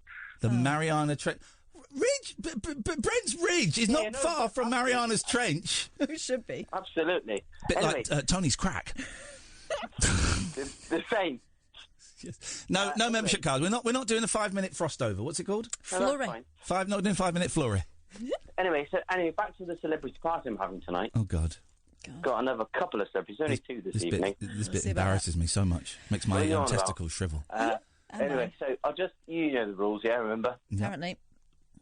So I'll just hand the phone over now, and you get to guess who the first celebrity is. Okay. If he hands the phone over, can we just go out? Yeah. Right, here you go. Why's all the rum gone? The black pearl. Well, it's Captain Jack Sparrow saying the name of the ship. Yes, it is. Yeah, I thought they said Blackpool. That's Blackpool. Okay, It sounded like one of my uncles. Okay, now we're getting a bit obscure. Anyway, celebrities... Black pearl's an exotic dancer. This is a make pearl. Yes? Right. Okay. Not listening. All right. You ready? Please hurry Just up. end this. And asked to see you, game of generation. Okay. Too soon, mate. Too soon. Too soon. Let's go to Mark. Good evening, Mark. Oh, sorry, I just heard that somebody wanted to throw cold brown muck over somebody. Oh, and that got you horny, did it, Mark? Well, it certainly got me at my boxers anyway. Oh, dear God. This is disgusting. Some people are into that as well. Anyway, Mark's boxes. Let's move on, guys. There's a lid for every pot, Mark. You'll be all right. Let's keep it clean, guys. What have you got for us? Well, I mainly called up because I was going to do something serious and then I was going to do an impression. You've come to the right place. and if you don't, if you keep this, so black pearl. Am I right? It's better than the other guys. It's better than the other guy's impression. But it sounded like Jimmy Savile trying to do Jack Black. Black pearl. It's better than sounding like Jimmy Savile doing a lot of other things. Okay, all right. I don't even know what that means. Right, what do you want, Mark, before I cut you off? Cut me off. Okay, fine. Good evening, George. Hi. What a waste of calls so far. Ian. George. Ian. I don't think this one's going to be much better. Yes. Ian. George. I'm not going to lie, you've annoyed me a little bit. Uh-oh. Excellent. You've annoyed me about calling the Notre-Dame something of about nothing. And I think... Something of about nothing. I'm talking to an idiot, but okay, carry on. Here we go. I think that's a bit disrespectful, mate. To whom? Huh? To whom? To what it is and what it's about. Well, it's a building. Yeah. What is it? What is it, George? You explain it to us. It's a lot of history there. Yeah, how much? How long? Huh? How much history? Seeing as you're so impassioned, tell us all about it. When was it built? 12th century. Mm-hmm. Well done. Which year? The 12th century. That's not a year, but okay. Come on, I think you're being harsh on the guy. He got the century right the second time, which is exactly the same as you, Catherine. So come on. Listen, I just think he's full of it. I just think you just called it like a bit of. I didn't call it a bit of shit. If that's what you were about to say, I did not say. No, I didn't say that. That's what you were going to say. Huh? Listen, all I'm saying is right. Everyone, it's been rolling news. It's been on the radio, on the mate. Get over it, right? It'll get fixed. A load of billionaires are putting a load of money in, right? People will go without heating, so that it'll get fixed. It's not that big a deal. I think it is. Well, tell me why. Because I think at the end of the day, we've all been around for. You've been me off. No, that's because you said a cliche. It's the cliche bell. All right, okay, sweet. So at the end of the day, we're all going to be. We're all going to be here, right? Where? This earth, and we're all going to leave. That is going to stay here for the rest of our lives. Well, it hasn't though. It literally. We can't mug it off. But it literally hasn't stayed here for the rest of our lives. It got burnt yesterday. I don't know if you saw the news. But it stayed around longer than you have. Well, yeah, it's a building, but now it's finished. Let's knock it down. Let's build some flats. It's still there, to be fair. It's just not a lot of it What are you left. worrying about them? George, it's George. George, the building. When was the last time you went there? Never. Thanks very much for your call, George. That's unfair. You can be passionate about building and not have been there before. Yeah, he wasn't. He just wanted a rook. I'm not saying it's nothing. You know, it's a great building. But I've been to Paris, I think 3 times, maybe 4. Maybe 4, maybe 5, actually.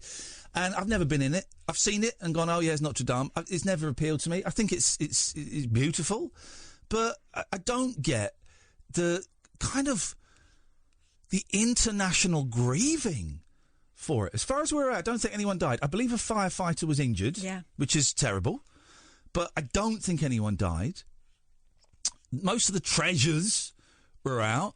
Hang on, what is it, Catholic? Yes. Well, the Pope can pay for it.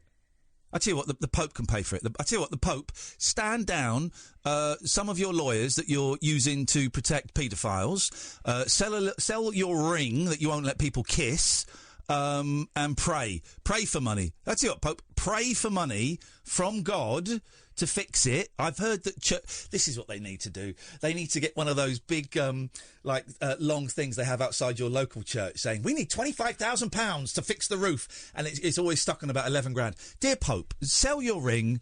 No. Sell the ring that men kiss. The papal seal, yeah. The papal seal, thank you. Sell the papal seal and pray to God. That should cover it. He won't have to do that. They've got plenty of money, the Catholics. Well, exactly. The Catholics should pay for the Catholic Church. The Pope should pay for it. If he did a few... here's the thing, right? If the Pope did a few Comic-Cons... Flipping heck.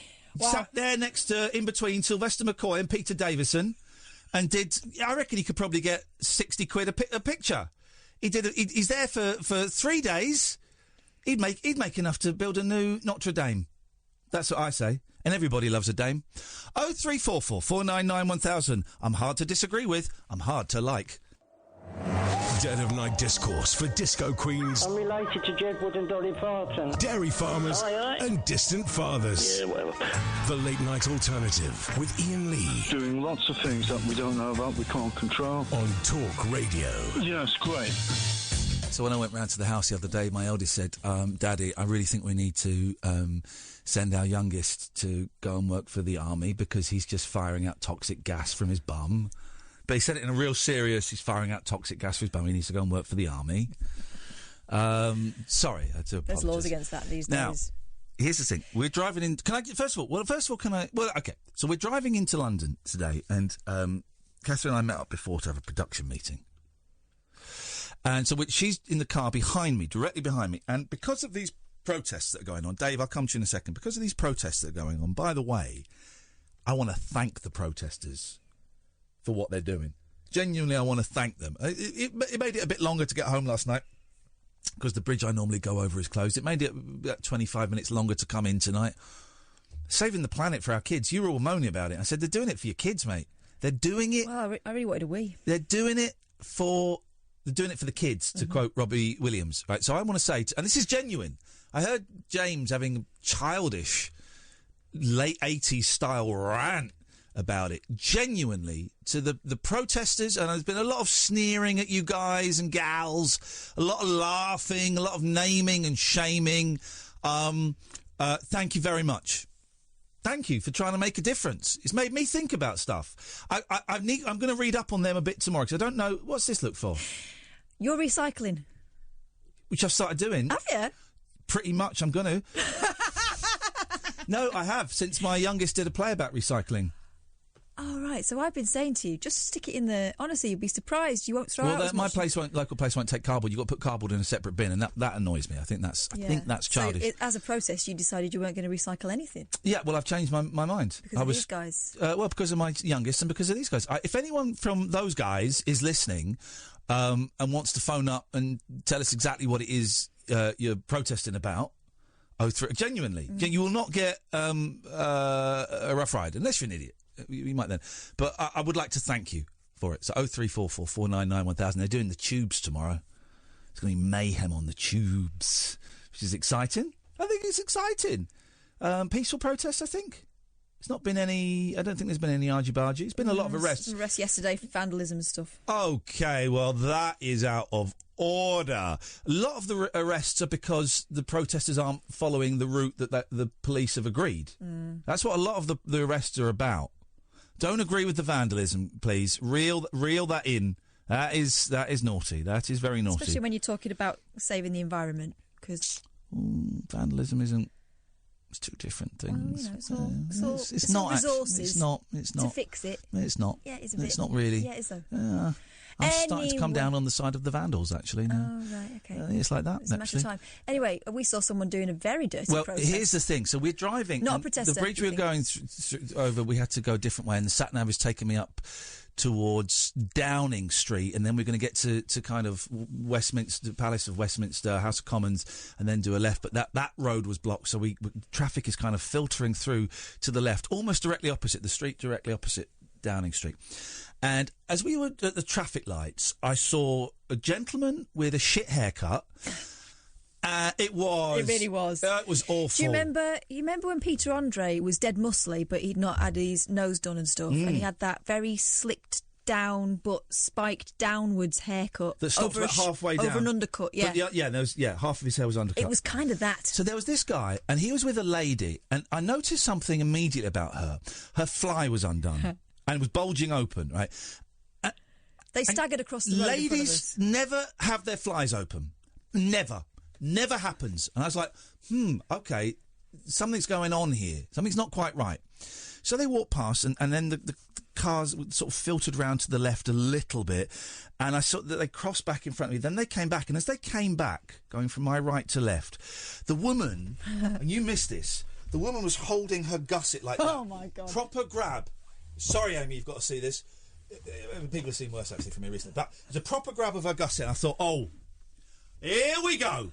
Something is going on. So I got the Bluetooth. So I start to phone Katherine, and she's holding the thing. And then they get to the pavement, and there's... How would you describe that kind of tunnel that had been built on the pavement? You know, like some places... Stay there, Dave. In big towns and cities where they've got... Instead of scaffolding, they have kind of... They cover over the walkway, and they have kind of a half fence, but you can see from the waist up. So you can see the tops of people's heads as they walk through this sort of tunnel. Pavement, on the pavement, yeah. So she then approaches that with her fella, and she's lifting her top up. She's lifting her top up up to sort of just under her breast. I thought, oh, something delicious is about to happen here. So then I got through to Kath, and then you saw her go down this tunnel, and you could see her, and then you could see her undo her trousers and then duck down. I said, Kath, if you look to your left, there's a woman doing a poo. There's a woman doing, and this is like a busy street. There's traffic has stopped. It's a busy street. And she went, where? I said, look, you can see a bloke there, right, standing. If you keep watching, in about 2 minutes, you're going to see a woman bob up. And in the meantime, a woman started walking down that tunnel, saw what was going on. Recoiled. Came back. And a bloke at the other end started going down and then saw it and then came back. I'm bibbing my horn, as I always do, whenever I see anybody going to the toilet in public. On a motorway, I always bib my horn. I just have to acknowledge the fun they're giving me. But they didn't look. No, but because we were in stationary traffic, I said, right, don't you say anything, because he's on speakerphone. Don't you say anything. I'm winding my window down because I wanted to have a good earwig what there was going on. They were absolutely battered, as you can imagine. Yep. And the bloke was going something about paper, another piece of paper. This is over paper. And I was thinking, she's doing a poo on the floor. She's not really bothered about tidying up properly, is she? Paper. And then the pièce de résistance. A hand came up from the depths. Yep. With a tiny little half-empty bottle of Smirnoff vodka. Absolutely. She obviously needed both hands for something. But she was down for a while, and then she came up, and she's down. But she was doing a poo. She must have been. If you want paper... It wasn't a piddle. No, because if you're doing a wee in the street, you don't need paper. Just give it a shake. The fact that she was holding so tightly means she was definitely trying to push something back up. Oh, well, she might have already done one. I think she might have pooed She was her laying pants. it out. Yeah. Oh, dear. Oh, dear. So tempted to go back and have a look, see what treasure there is. Brown treasure. Flipping it. Rusty treasure. It was incredible. And that is why I voted Brexit. To stop that filth. The scumbags. It was so funny. Couldn't believe what I was seeing. I mean, I've done a whittle in the street before. I know it's different for men. I know it's different for men. Listen, the loo for the ladies, the queue is always longer, and I must say, and I'm not proud of this, ladies and gentlemen, but in my teenage years, I've been known to go out the back of the pub and maybe do a wee in the alley. Yeah. There's no harm in that. There's no harm in that. But I wouldn't do it. I wouldn't do it now, and I wouldn't do it in a crowded street. And I wouldn't do it in the middle of the day. She had jeans on, so she would have had to get her full bum out. It was. I think it she was must no have done doing it in her subtly. pants. Yeah, she was empty. Have you ever shat yourself? 03 44. You know, I've done it once in a bed in Pakistan. 0344 499 1000 is the phone number you speak to. You can change your name if you want. You've heard about hit and run. Well, well. Dave and Andrew, stay there. We'll come to you in a bit. This is the late night alternative. It's on every weeknight from 10 with me, Iain Lee, and her, Katherine Boyle, only on Talk Radio. Tales of mystery and imagination on the radio show that does things differently. Dolly Parton, I listen to a record all day long. The Late Night Alternative with Iain Lee. I'm a nut job, but not that kind of nut job. On Talk Radio. Honest to God, it's the new Breaking Bad. Oh, no. 0344 499 1000. Let's go to Dave. Good evening, Dave. Hello? Hello, Dave. Hi, my name is Dave Whittle. Okay. And I need to tell my son who's listening to the show to get to bed. Okay. Aaron Whittle, get to bed. Excellent. Is that everything you needed, Dave? No, I also wanted to say, how are you this evening, Ian? I'm very well, thank you, Dave. And you, Katherine? I'm fair to middling.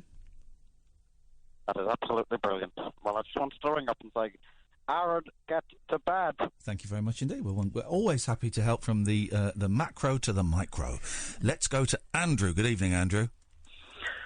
Hello. I'm not sure how to top that last call. I know, it's going to be a tough one. I'm tempted to close shop now and just have an hour and 18 minutes of silence until Paul Ross comes on, because we ain't going to beat that. Dumped it. I'm not allowed to talk about those. Come on now. Fair enough. Okay. I haven't ever shat myself. Unlucky. But I do remember a terrible story about a kid in school who did a huge poo in the school pool, and one of the other kids had to dive down because it sank and get it with a carrier bag. No. Absolutely true. No. Yeah. Absolutely true. His name is Stephen Chadwick. What did Chadders do? Was he the diver or the poo? Chadders was the diver with the Tesco bag. All right, well, let's not tell us the name of the pooer, because that would be unfair. But well done, Chadders. Chadders is a true British hero. Yeah, for the sake of the school. I hope he got a medal for a brown one for that. Yeah. Am I right in saying then that I can't ask for a membership card? I've got to wait for 5-minute fun bags. You can ask. Of course, you can ask for one. Of course, you can ask for one. Yeah, but you're going to say no, Ian. I'm not going to say no. I'm going to say no, mate, 3 times in unison with Katherine. I quite like that. Let's do that. Okay, can I have a membership card, please? No, mate. No, mate. No, mate. Okay, it's a shame because the last time I had a membership card was for the Level 42 fan club. Wow! Play that funky bass. Yeah, I'm a huge Level 42, a bit of a nerd, actually. I've got a mate called Matt who is a huge Level 42 fan. And maybe you know him. I'm a bigger fan than him. I bet I'm a bigger fan than him. Well, hang on. What makes... Whoa, hang on a minute. What makes you think you're a bigger fan than my mate Matt? Well, I reckon I could go on that show like You Bet. Do you remember You Bet? I do remember You Bet, yes, of course I do. And I reckon I could, name every song from every album from the tiniest little bit of a track or random B-sides and all that kind of stuff. That sounds like a challenge. Okay. Yeah, I'm going to... Easy. I would beat Matt, hands down. Okay, here we go. All right, fine. Well, you've started... dear. Here we go. What is this? You're going to get a second. Oh, I couldn't even hear that. Can I have it again? Oh, man alive. That was so... If you listen very, very, very carefully, you can hear somewhere across the country Matt laughing his arse off. No, he's not. Matt didn't get it. Well, that didn't even sound like Level 42. It's got. It sounded like Mark on bass. Oh, it's not a level 42. It's not level 42. Actually, I'll give you that. It's not level. It is Mark on bass. It's not level 42. Right, try again. Be fair. All right, mate. Calm down. I'm calm. Okay, here we go. Right, here we go. Let's have. Not level 42. Yeah, level 42. Actually, mate. Thank you again. No, liar. That's incorrect. Not a lie, mate. Actually correct. Oh, hang on. Do that one again. Oh, this guy's full of it. He's cheeky. Well, that sounds like a remix, a guaranteed remix, but I'm not sure it's a guaranteed remix, correct? Yeah, yes. Well, hang on. What if I just said, is guaranteed the name of the song? Yeah, guaranteed the name of the song. Okay, which remix is it, though, mate? Oh, crikey. I don't know the remix. Duckbill Platypus mix. Matt doesn't know either. Okay, here we go. What? No. The thing isn't about whether Matt knows it or not. It's about whether you know it or not. You bet isn't you pitted against Matt. It's you pitted against yourself. Right, here we go. Well, Matthew Kelly would never shout at me. Oh, no. Hang on. That is Two Solitudes. This guy's boring me now. The guy's freaky. Imagine knowing that much about level 42. I like looking back, it's so bizarre. We runs in the family. All the things we are in the backseat of the car with Joseph and Emily. Now, I didn't know that until like about a month ago when I heard it. I think Mark King was on a programme. Mark King and the other fella were on a programme. There's two of them, aren't there, in level 42? They were on a programme and they played that. And it was like, oh, they're saying someone's names there. I always thought it was on the backseat of the car. We chose it for Nemini. We chose it for Nemini. We chose it for Nemini. like sort of. I thought it was like we chose it for Nemini. It was like sort of like meant anonymity. We chose it for Nemini. We only see so far, and we all got our daddy's eyes on the backseat of the car. We chose it for Nemini. That's what I thought it was. Oh, I wish it was that. There was a Beatles song the other day I finally heard a lyric to. What was it? Oh! Flippin' heck, I'm such an idiot. Right. Big old Beatles song. Big Beatles song, right? I only heard the lyrics for the first time. Let's see if I've got it on here. Here we go. Right, headphones on. Here we go. Yeah. Here we go. Play. Play. Drag you. If I drag you there. Oh, jeez, just play, man.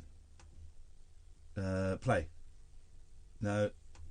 Here we go. There is a Right. There's a thing in here, right?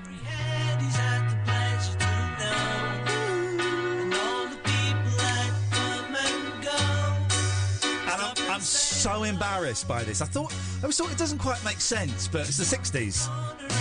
It's a bit about the pretty nurse, okay? The little children laughing him behind his back, and the banker never wears. It's quite a bit in, and you'll hear it, and you'll know what the lyric is, and I didn't.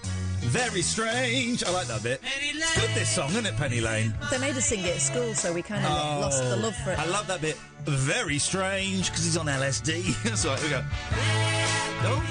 We'll go. Next call is from Eduardo Suarez. Wowzers, exciting. Meanwhile, back. Penny Lane, there is a fireman on an hour. It's not this guy, it's a bit about Pretty Nurse. It is a portrait of a queen. He likes to keep his fire engine clean. It's you know the bit about the rude bit in here for a fish and a pie. Yeah, here we go. Not this bit. Let's jump forward.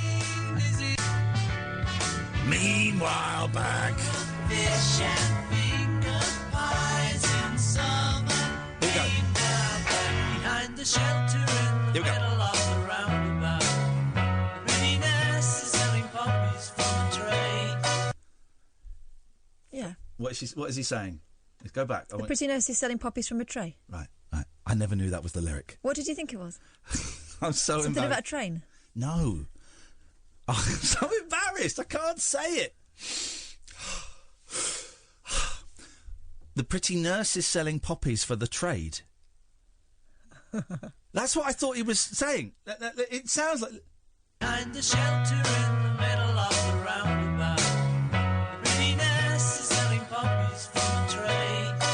It does sound like it, but then it doesn't make any sense. And I've sometimes, not always, sometimes I think it doesn't quite make sense. Oh, well, let's just enjoy the song. The pretty nurse is selling poppies for the trade. I thought that's come on, Paul. You could have smartened that up a bit. But it was literally a month ago, at the age of 45, as I approached 46 years old, I read the lyrics, and it was, selling poppies from a tray. Oh, yeah, that makes so much more sense. What I like about those bits of songs, the Beatles songs, is when they can't hide the scouseness. Yeah. Pretty nurse. Yeah. Nurse. Yeah. Love it. I love it. Let's go to 0344 499 1000. Let's go to Eduardo Suarez. Hello? Hello there. Yeah, hi, Ian. You were talking about haircuts earlier in Spain. I wasn't talking about haircuts. Oh, yeah, I was talking about haircuts in Spain, yes. You don't have any badinage with el España barboso. Peluquero. Yeah, sí. No, dude, listen, I've got long hair now, and the reason I've got long hair... It's because you smoke weed? ...is because... No. No? It's because I don't want to go to a hairdresser's because There's no bad I live in Spain. Yes. Obviously, being called Eduardo Suarez. Obviously. And and whenever I go to the hairdressers, they say, right, you want a haircut? I say yes. And they say, how do you want me to do it? And I say, what do you mean? And they say, do you want me to use scissors? Or would you like me to use Hang on a minute. Catherine, please stop. You're being very culturally insensitive to this Spaniard. No, I lived in Spain and managed to make myself understood. So you speak Spanish. Eduardo Suarez. Take a picture. Eduardo Suarez does not speak Spanish, despite the name. Okay, so you're being very culturally insensitive. Of course I do. Of course I do. Well, then what's your problem with the Spanish barbers then? Because they ask me if I want my hair cut with clippers or with scissors. Right. And so if they cut it with clippers, they just shave your head. Yes, that's what clippers do, yes. Yeah, but you can... My wife, she's a hairdresser. My wife. Now you're gonna say, why do you go to a barber's? No, or well, you don't go to a barber's. I'm not going to... Here's the thing. I had my haircut today. They used clippers and they used scissors. Yeah, but when I go to have my hair cut, I don't want them to ask me...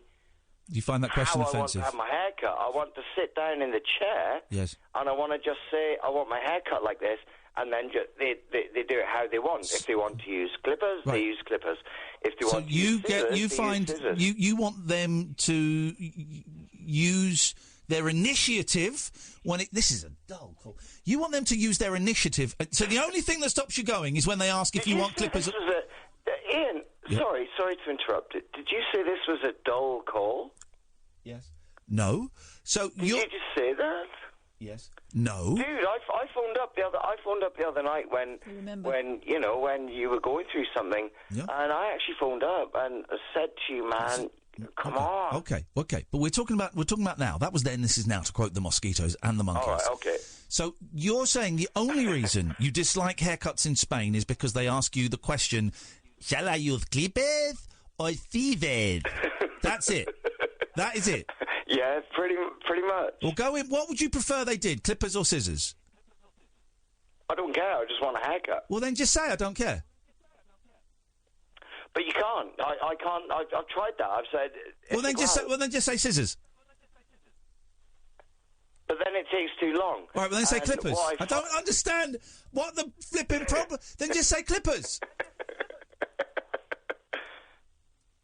But if I say to them just use clippers, they'll just cut it all off. No, they won't. I've had clippers today. They do, dude. They do. Well then, Jesus Christ! If you say clippers, you come out with a grade 4. Okay. Well, then you got problems. You need to be little bit more patient. If the only problem with the scissors is the speed is that it's too slow, you need to be a bit more patient.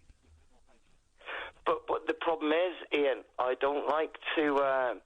Just deal with it, man! Dear God, just deal with it! For crying out loud, Notre-Dame has burnt down, and you're calling about Spanish haircuts? Just deal with it, man! We got to raise €2 billion to rebuild the Notre-Dame cathedral, and you're calling me about haircuts? Dear God, I'm trying to find €2 billion here, man.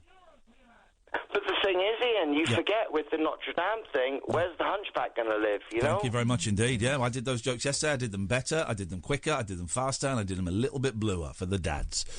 Great phone call, mate. I really enjoyed that. Thank you so much. 0344 499 1000 is the telephone number if you'd like to give us a call.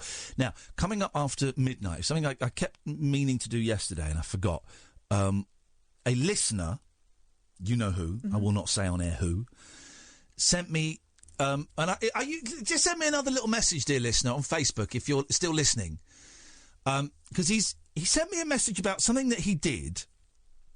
It's not as bad as that implies, okay? He's done something, and he doesn't want me to mention his name or where it was, because he doesn't want his members of his family to find out. Might even be a woman.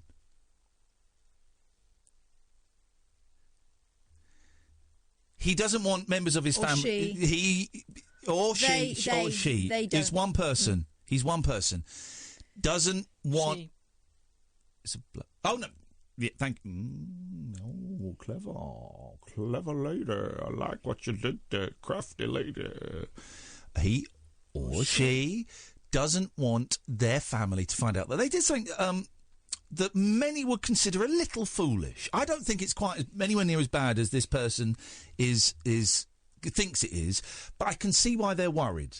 It's only a short little thing, so we'll read that after midnight, and if anybody has any experience of this, it will be good to know. But if the person who sent it to me yesterday is still listening, could you just... Because I feel, you were quite worried in the Facebook message, and I didn't get back to you.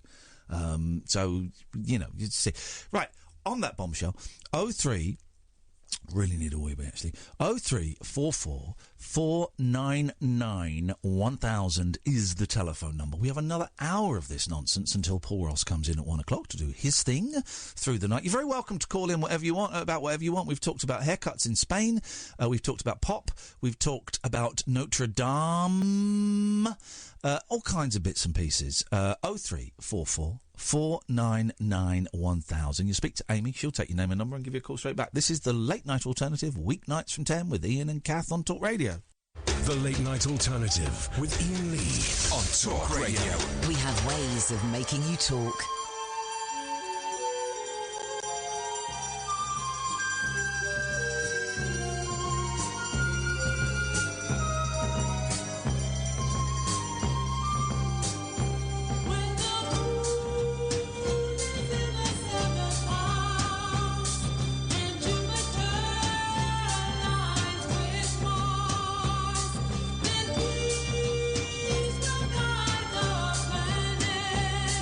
And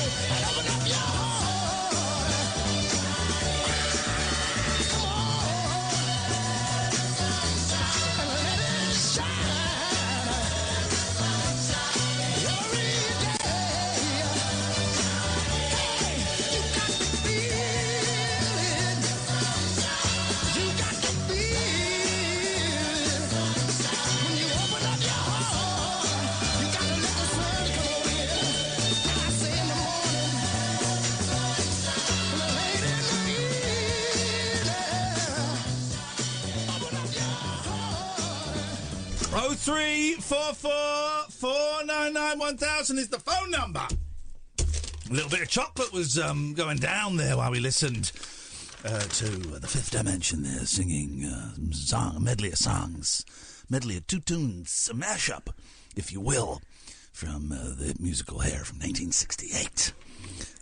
About drugs and Vietnam. The Vietnam War.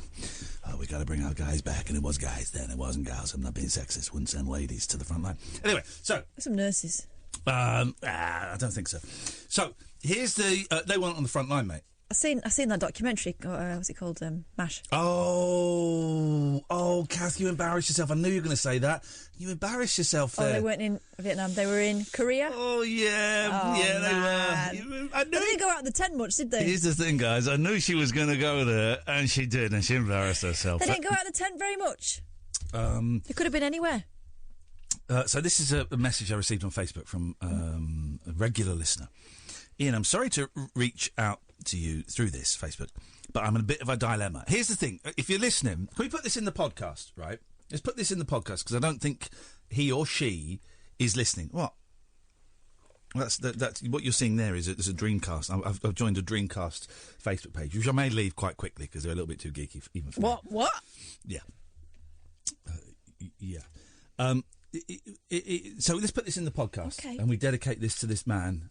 Or woman. It's a woman. Clever, sneaky, dicky man or woman.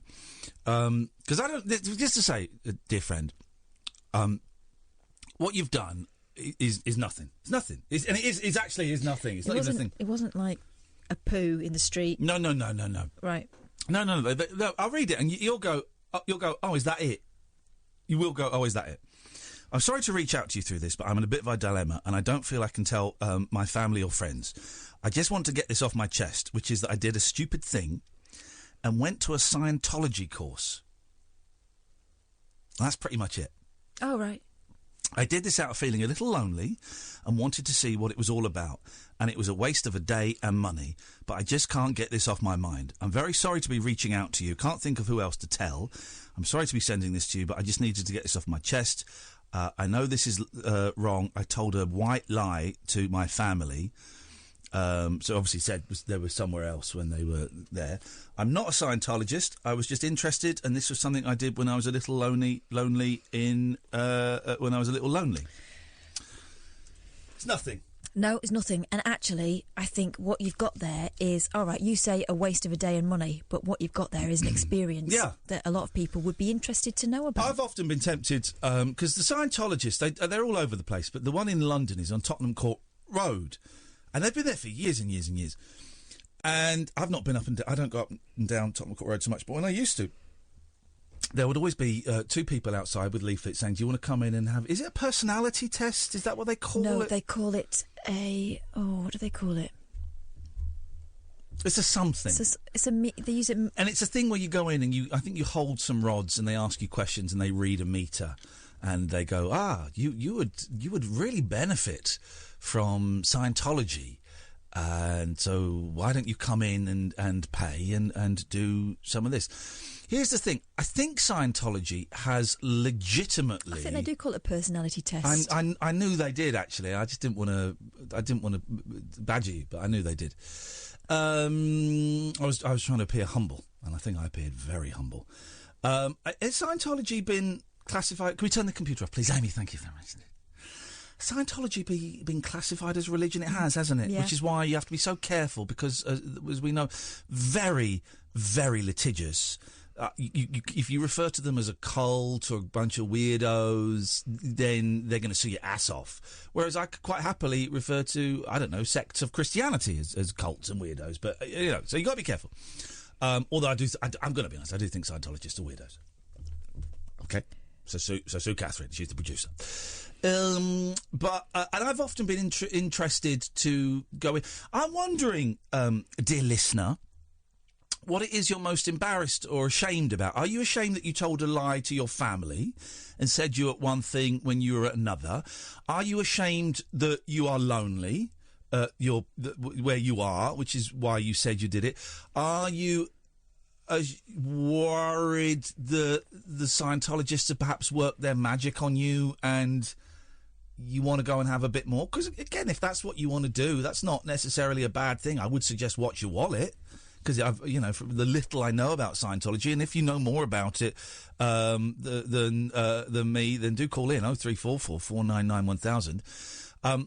From the little I know about Scientology, you've got to pay a lot of money if you want to progress. You have to pay money to progress throughout it, which seems like a strange tenet of That's certainly religion. what comes across in the various documentaries we've seen about it. Yeah. Yeah. So, my dear listener, I wouldn't worry about doing it. If anything, I would. I'm slightly jealous of you that you did it, because it's something that has intrigued me, certainly since I moved to London 27 years ago. And in those 27 years, I've never had the courage to walk in there. And I don't know why.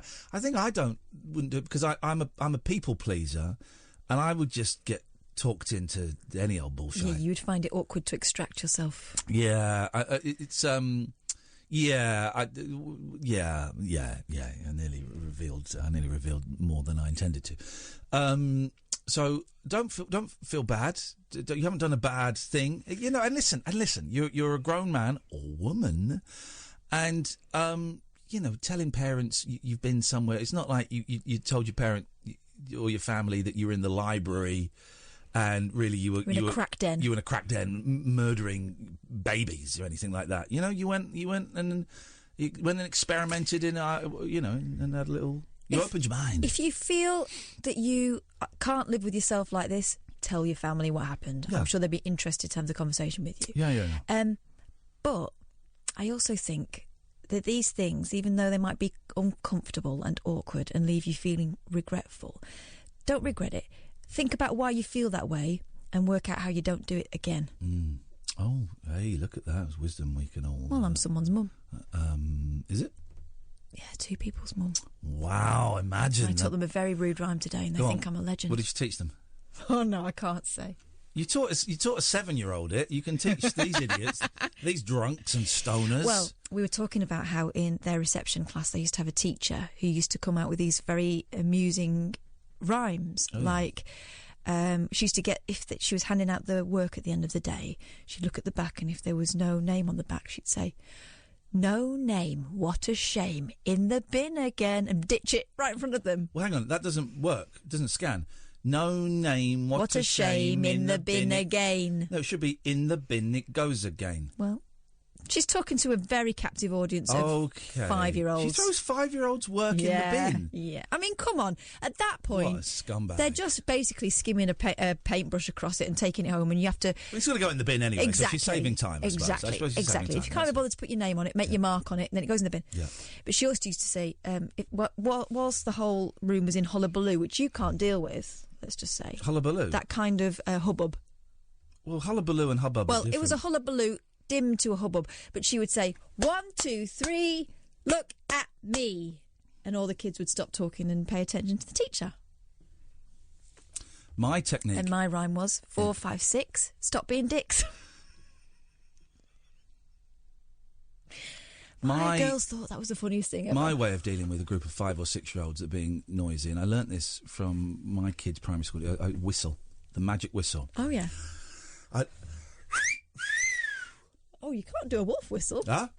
You can't wolf whistle at kids. Why?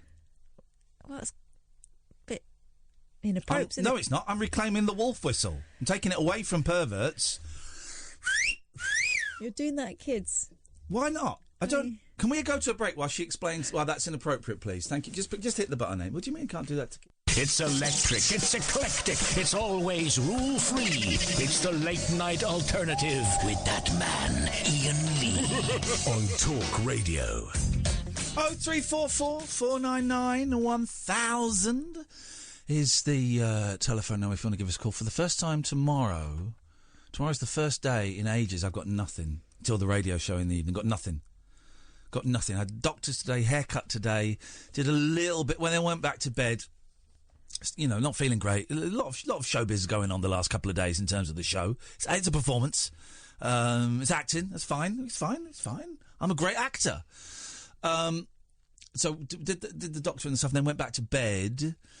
And I just say to the doctor, because it's a new doctor's, right, and I'm sort of going back on the antidepressants, or I have been for the last few months, but it's a new doctor's, and it's me going back on it after coming off it for a bit, and it is confused because they've confused everything because I got my first prescription from a private doctor, from my psychist private, and he wrote notes saying I was going back on it because I had suicidal thoughts, suicidal ideation. Thank you very much indeed.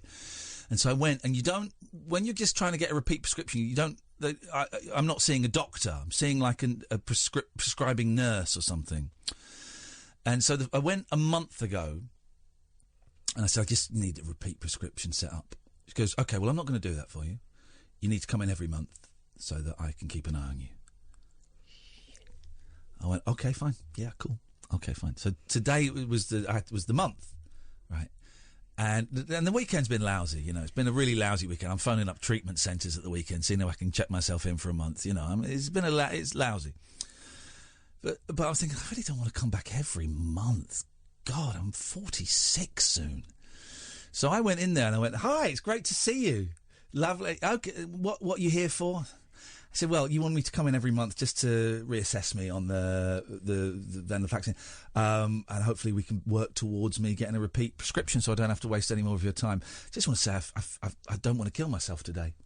So what about yesterday? I said, oh, no. Honestly, absolutely, everything is absolutely fine. I'm working, doing talking therapy. I'm doing this. It's great. It's keeping me nice and balanced. I'm really enjoying being on them. And, she goes, OK, right, fine. Well, if you come back in a month... I'm thinking, oh, man. Listen, you can't kid a kidder. It's like trying to kid your mother. I'm 46 soon. Like, just give me the pills, man. She's seen it all before. Just give me my drugs. I want my venlafaxine. But then I went home, went to bed. Then I got up and I did a little bit of tidying up. In as much as... this is what the show was going to be about. How difficult is it to put a big picture in a frame? Isn't it the hardest thing, right? So when Narina Palo came in, whenever that was, a few months ago, she was very generous and she gave me a picture that she painted herself. Beautiful. Geek love. Loved it, right? A2 size it is, I've worked out. I measured it. A2. And so I ordered a frame, and it came, and it sat there for like 2 weeks. I'm thinking, I don't want to frame this. This is going to be fiddly, right? And then today it was, right, the person has just given me a bit more information, which we'll go through in a second. Today it's like, right, I'm going to frame it. So I got the frame out, and it's a white frame, glass, plastic, and then in it there's an inner...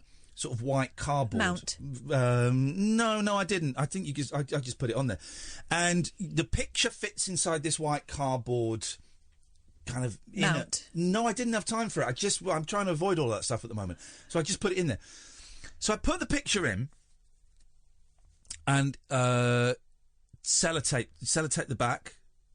And then I put the back on. It's one of those ones where it's got those tiny, tough little metal pins you've got to bend over. Yeah, they can stick right down your nails. Flipping heck, man. So I did that and I turned it round and the picture is just over slightly to the left. Just ever so slightly. I'm looking at it thinking, I can live with that. I can't live with that. So then I spent 45 minutes trying to get that straight. Right? And then I got it straight-ish. Straight as I'm going to get it. Because I'm unfortunately, I hate to tell you this, guys, I'm not a robot. I'm a human being. But then there's like I'm going to say a pube, but it's probably a cat hair, as I don't have pubes at the moment. God. There was a cat hair in there. It's like, geez. So you got to take all the back off, take the thing out, get the cat. It could be a cat pube, I don't know.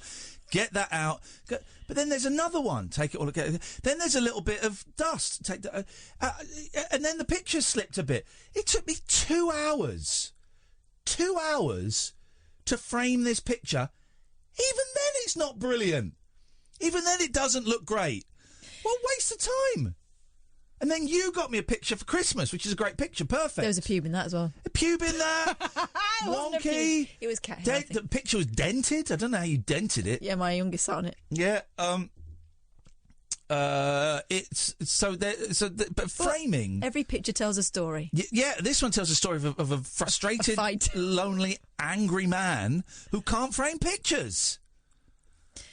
And then I had a look at it, and he hung up a bit wonky. Dad hung it up wonky. And also, that's on my wall that I've had freshly painted. Don't look behind it, because it's a car crash behind it. Because I put the first hook in too low, ripped that out, pulled out a load of plaster. What I want to see is I want to see behind everybody's pictures that are on the wall, because I bet it's a mess. Good evening, Pete. Hello, how are you? I'm all right, Pete. I'm pretending I'm all right, Pete. What have you got for us? Well, I rang up. You might remember me back in October, and I came out as transgender to my kids. I do remember. Yeah, and I was about to tell me 14-year-old. Yeah, go on. I did tell him. We've gone past that. I told him a couple of weeks after, and he said, "Dad, I don't care." Beautiful. There you go. But life has moved on immensely since then, so I thought I'd come and give you an update. Yeah, because you just properly started going out, hadn't you? Yeah, You went to Blackpool, if I remember rightly. Yeah, that's it. I remember.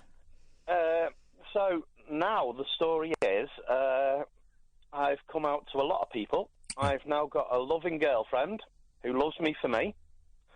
And I've had blood tests to start my hormones, hopefully, and I'm getting the results tomorrow. So, so hang on. So, what are they? What? Because I don't know the technicalities of it. What are the blood tests for? I really don't know yet. So I'm going to talk to the doctor tomorrow. But it's all about female hormones and things like that. What my next step will be. And are you? Which is the stronger emotion? If it's either of these, I'm going to settle it, simplify it to a binary choice. Is it excitement or is it fear? Both. Yeah, in equal measure. Absolutely both. I'm not going to go through any surgery, or I'm not going to do anything drastic until me 14-year-old's left school. Right. Okay. Because it's all down to the kids first, not me. Yeah. Yeah. Okay. Good for you. Once he's left school and we're away from all that, then I can look at next steps then. But the hormones, I think, are the way I want to go now. So. Well, this is all very exciting. And here's the thing. I like, if I'd taken this call 2 years ago, but God. But now it's like, yeah, whatever. Which is great. I think it's certainly where I am in terms of human. But yeah, great, whatever. Do what you want to do, man. That's cool. That is exciting, though. It's exciting and really scary. Yeah, of course. Very, very scary. And like I said, I've met this lovely woman, and she sees me for the female side of me. How did you meet? On a dating site. Right. And did you go as yourself? I was basically open straight away. And yeah, the first time we did meet, I did go female. Great. And she's not phased at all? No, not at all. Well, you found your person. This is it. This is it, Pete. Life is good. I'm loving life. It's fantastic. From where I've been to where I am now, it's like, wow.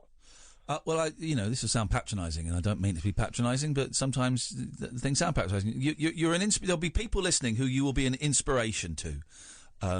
With your candid and joyous approach to all of this. So I appreciate you sharing it, Pete. Thank you. Yeah. I mean, I actually got touched by it myself over Christmas when you were off over Christmas and New Year, and you did your best calls of the year, and I was just dropping off to sleep. And there I came on the radio. I thought, wow, here I am. This is it. This is real. This is being heard by at least 15 people. I know, yeah, popular. And it touched me to hear myself to where I was 2 months previous to where I was then. Yeah. And it's like, it's changed again. It's just getting stronger and stronger. And wicked, man. my family are all with me. Not a lot of people know yet, but not a lot of people need to know. No, exactly. I'm really chuffed, important Pete. People. Well, listen, let us know. Are there well, I'm guessing that's probably a dumb question. Side effects of the hormones? Yes, there will be. There'll be longer hair growth, more estrogen rather than testosterone. But I mean, that's what it's. I mean, like with being sick and stuff as your body changes, do you throw up and things? I don't know yet. I mean, like I said, it'll all be when I talk to the doctor. And yeah. From what I heard, you can feel a bit teenagey at times. Emotional. Yeah. Right. Yeah. But of course you are. It's a big surge of hormones that you're not used to. Yeah, totally. But it's the hormones that I want. Yeah, I know. And the other thing is that with you, you're not doing this on your own because you've got a family that get it, which is wonderful. Hey, nice one, Pete. Keep us informed as to how things progress, and we wish you the best of luck. Cheers. I will speak to you all very soon. Thank you. Mate. There you go. There's someone who's going on a journey. We're all on a journey, but that's an obvious one. James, stay there. The person who's done the Scientology, went to the Scientology thing, has got back. There's a little bit more colour. Okay. And I can tell why you're feeling nervous, and I can give you some advice. Iain, thanks very much for touching upon it. The part in which I'm most concerned is I feel obliged to finish the course. Okay. As I said, I'm going back sometime next week, just so I could leave yesterday easily. Plus, I'm a little nervous, as I've given all my contact details. So there's two things here. And here's the second thing. As well as feeling terrible, lying to my family, as I love them so much and they've done so much. So there's a little shame there. Right, first thing is, you don't have to go back. I'm guessing you've paid money. You've lost that money. That's fine. You don't have to go back. You are under no obligation to go back. Here's the thing. They're probably going to call you up and go, hey, why don't you come back and have a chat? You don't have to answer the calls. You can hang up on those calls. You can say to them, I've decided it's not for me. Please don't call me again. You can do all of those things. If they keep calling, you can say to them that if you call me again, I'm going to report this to the police. This is harassment. I've told you not to call me. And I know that's tough to do. I know that is tough to do. So you might just want to ignore the calls. They're not going to turn up where you live. Very, very, very unlikely they're going to turn up where you live. And if they do, you have the power to just close the door on them. But I would suspect that is very, very unlikely. You are, young man or woman, under no obligation whatsoever to go back. It's like if I go into a shop and say I want to buy that, and then just walk out. I'm under no obligation to buy that. I'm under no obligation to finish it. Here's the thing, you won't be the first person who's done that. Yeah. Okay? And although they will probably chase it up because, they're keen to recruit more people because they feel like they've found the way, you have got no responsibility to them, just to yourself. And it's okay for you to not go back. Now, here's the second issue, and I know what to do. I know the answer. And it's a tough answer, but I know what to do. Speaking as someone who has spent the last 46 years lying constantly, I know the answer through experience. But as well as feeling terrible, lying to my family, as I love them so much and they've done so much, so there's a little shame there. I would tell them the truth. I would tell them the truth, and because that, as a liar and as someone who lives in a lot of shame, I bought a great book on how to stop shame. Oh, did you? Yeah. I don't know if it's great. It got 4 out of 5. 4.5 out of 5 on Amazon. How fat is it? It's that fat. All right. But lies and shame, they just haunt you forever, man, and they eat you up. Just tell this member of your family, I suspect this specific member of your family that you're concerned about will be concerned about you. I don't think you're going to get a rollicking. You're not going to get a wallop. You're going to get concerned. I tell you what you might get as well that would be really helpful, some support. So if it does start to get awkward, you've got someone you can talk to who can just give you that little bit of backup, that bit of courage to carry on doing what you know you want to do. It's tough to tell the truth, as I'm finding out. It's tough to tell the truth about stuff, but every time I've told the truth, I felt better. So eventually. It's not necessarily straight away, but eventually, every time I've told the truth, I felt better. So that's my suggestion to you. And also, going back to the first point, the worst comes to worst, you can change your phone number. Changing your phone number is not the end of the world. I've done it, and it's a hassle. That's all it is. It's a hassle. Can't you block a number? Yeah, but supposing they phone you on a different number. They're clever, these Scientologists. Very clever. I hope that everything you're writing to me about can be sorted, and it can be sorted quite easily as well. This ain't a big one. I know it's a big one to you. I'm not demeaning it, but this is not insurmountable. I promise you. 0344 499 1000. James, stay there. This is the Late Night Alternative with Iain and Katherine, Talk Radio. Experience the unconventional, Evening, boss. the unpredictable, and the completely unorthodox. Exactly. With rule-free Iain Lee. The Late Night Alternative with Iain Lee. I've got no internet for the last 4 days. On Talk Radio. 0344 499 1000. People we haven't heard from for a while. Nigel? Yeah. Rainbow George. Rainbow George hasn't called since I was away. No, not since I did it for a week. Well, and I know you're taking some satisfaction in No, that. I'm not. I just find it interesting. I wonder if he's an old. I wonder if he's poorly. I wonder if he's poorly because he's an old man, and you were suspicious. We were both suspicious that he didn't call you when I was away because he doesn't really like talking to women. We think doesn't really like me, but he doesn't like you. Who does these days? But then he didn't call. We thought he'd call the first night I came back, and he hasn't. He hasn't called since. No. So I wonder if he's poorly. Just wonder. Let's go to James. Good evening, James. Hello, Ian. Hello, Kath. How are you? Well, you know, I'm putting on a top hat, putting on the soft dad, putting on a smile. Oh. Yeah. No, what you got for us, James? What you got for us, Big James? Sending you a huge hug, first of all. But also sympathy for trying to get pictures in frames, because it is the worst job in the world. Oh. You're absolutely right. I think, because I'm lucky enough that I've had several frames bespoke built for me. That sentence doesn't feel right, but it's saying what I want it to say, so I'm going to stick with it. Language is fluid. I've had several frames bespoke built for me, and you always think, it's a bit pricey. That's tautology. 100 Just quid. say bespoke frames. Built for me. 120 quid and stuff. It's a bit pricey. But now, seeing the effort, James, it takes to get the cat hair out and the bit of orange fluff from the duster, and to get the picture straight, I would happily pay £125 again. Totally. I've got some bad news, because in my house we've got white walls and quite a few posters framed around. I'm the mug that gets to put the posters in the frames. And, you spend like an hour on this blasted thing on the floor, trying to get it in the right place, and here, left a bit, right a bit, right. Get those chuffing metal things down, and then you turn it over and it's upside down. You have to turn it back and put it up the right way and all that stuff. I'm really sorry to have to break this to you, but in about, I don't know, what is it, April now? A couple of months' time, you're going to look at those frames with the beautiful white mounts, and somehow about 100 thunderflies will have got inside. Oh, those no. little gits. I don't know how they do it, but Thunderflies? Those little black things that just get everywhere. Do you mean midges? No, the tiny little beetly ones. Yeah, little kind of little apostrophes. They kind of just appear everywhere. What are you talking about? Why are you making up animals? No, it's true.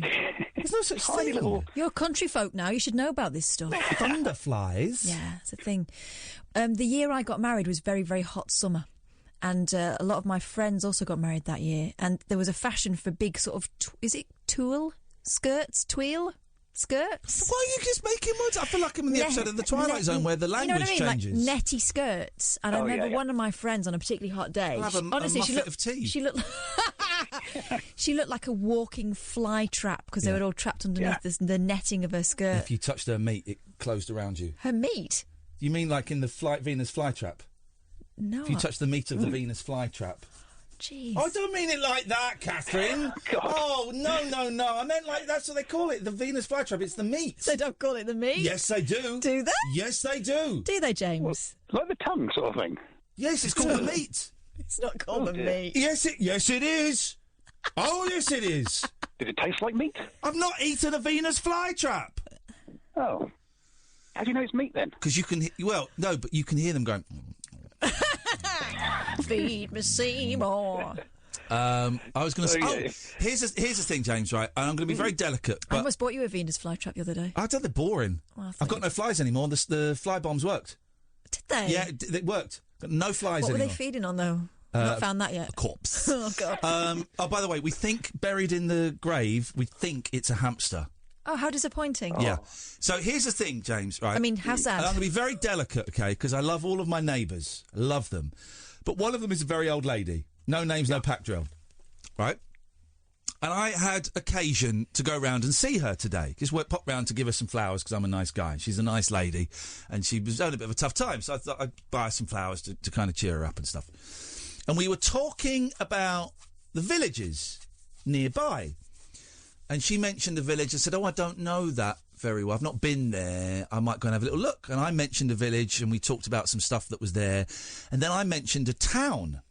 Now, James, you're sat in the kitchen of your next door neighbour who's in her 80s, right? Okay. And she says, "Oh well, of course, I can't go to that town anymore. Oh, there's too many Asians. They cause all the problems." Oh, Yow. I mean, well, it's not the worst thing she said to me. What? Oh, God. I mean, I can't call her You feel like out. you should have said something. What, sorry? You feel like you should have said something. I feel like I should have, but I couldn't, because A, she's an old lady. I mean, like a very old lady. B, she was down because it was quite a tough day for her. It was the anniversary of something quite unpleasant in her life, which is why I popped round to just cheer her up a little bit. And I didn't agree with her. I didn't go, "Oh, God, you're right, and there's smelly food." I went, "Oh, well, I quite like it there, actually. I go there a bit. Anyway, what's this?" And then pointed to something else.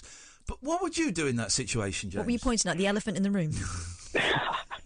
It's difficult, isn't it? Because she's your neighbour as well, so it's not like, somebody on a bus where you can kind of have it out with them and then get off at the next stop. She's there tomorrow and the next day. And it's not there is never any justification for racism, but it's not she's not a ranty. She voted Remain. It's not a ranty, flag of St. George flying. I'm going to kill them all. I hate them all. I don't know. She's just. It sounds to me like she's such a lovely person. She's insular. Yeah, she's such a lovely person, and did I did okay to not call her out, didn't I, James? I think so. Yeah, I suppose. Yeah, you have to pick your battles. I suppose. Yeah. Yeah, it's a tough like you one. say, if it was like a kind of free Tommy kind of person, then you'd have to. That'd be different. I would pick up my bunch of Marks and Spencer flowers and I would walk out of there in a huff and say, "Never again." Blimey. Yeah. Anything else, James? That'll do me. Thank you very much. That'll do us then, sir. Nick, stay there. You'll be next. 03. Look at that. It's nearly closing time. And then Paul Ross coming in at 1. 0344 499 1000. Talk Radio. The late night alternative with that man, Iain Lee. There's no strangers here, just friends you haven't stalked on Facebook yet. Have never sent my picture to anyone who didn't request it. The Late Night Alternative with Iain Lee on Talk Radio. Yes. Hey, we're nearly done. 0344 499 1000. Don't forget, loads of shows coming up. Manchester. One of the Manchester shows is sold out. The other one is doing very nicely indeed. Bath tickets are going on sale soon. Belfast is up for sale already, which is in July. Shaftesbury in July. London in June. I think it's June or maybe it's July. I can't remember. We've hardly mentioned it, and there's only about 30 tickets left, so I would hurry up if I were you. All of the Kelsey Grammer is sold out on June the 9th. You coming to that, aren't you? Yeah, I think so. Fine, cool. My sister and her husband coming. I've got one more ticket. I think I've blagged 4 tickets. So who loves me, baby? But all the shows, all of the dates, iainlee.com/event. iainlee.com/event. And also if you go to iainlee.com, there's a shop link and you can buy Iain and Kath's Motorcycle Club T-shirts, Late Night Loser T-shirts. My little girls have got Motorcycle Club T-shirts. They look wicked, don't they? Yeah, and my youngest is very into YouTube at the moment. She went, "I can't believe you got merch, Mum." Merch.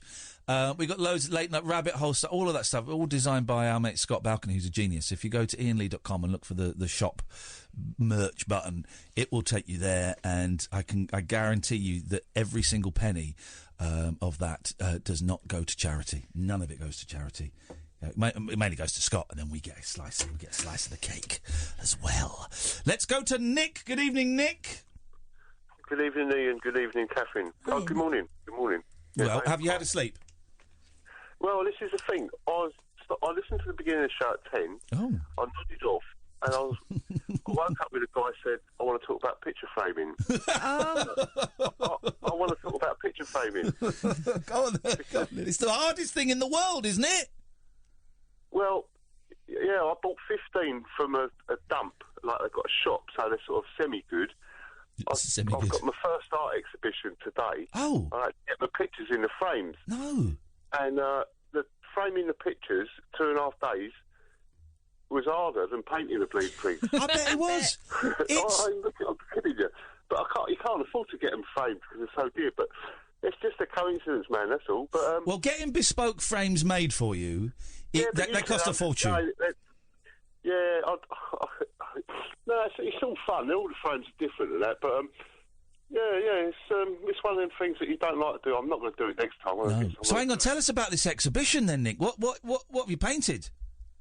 Well, they're all abstract stuff. It's in a local theatre, and it's with a couple of others that experience. And I started 11 months ago, and I've got about 15 pictures, and it's quite exciting. Really. Where is it? In case anyone's nearby, where is it today? Well, it's on for 2 weeks. It's free. It's at the Leatherhead Theatre in Surrey. Oh, that's a proper venue. That is flipping heck. Well, it's Michael Caine's the patron, actually. There you go. Not a lot of people know that. Well, you're our second, as far as we know, you're our second show contributor who's had an exhibition. Our mate Dan at Mugger Harris had his first exhibition in Brighton the other week when we were down there doing the Rabbit Hole.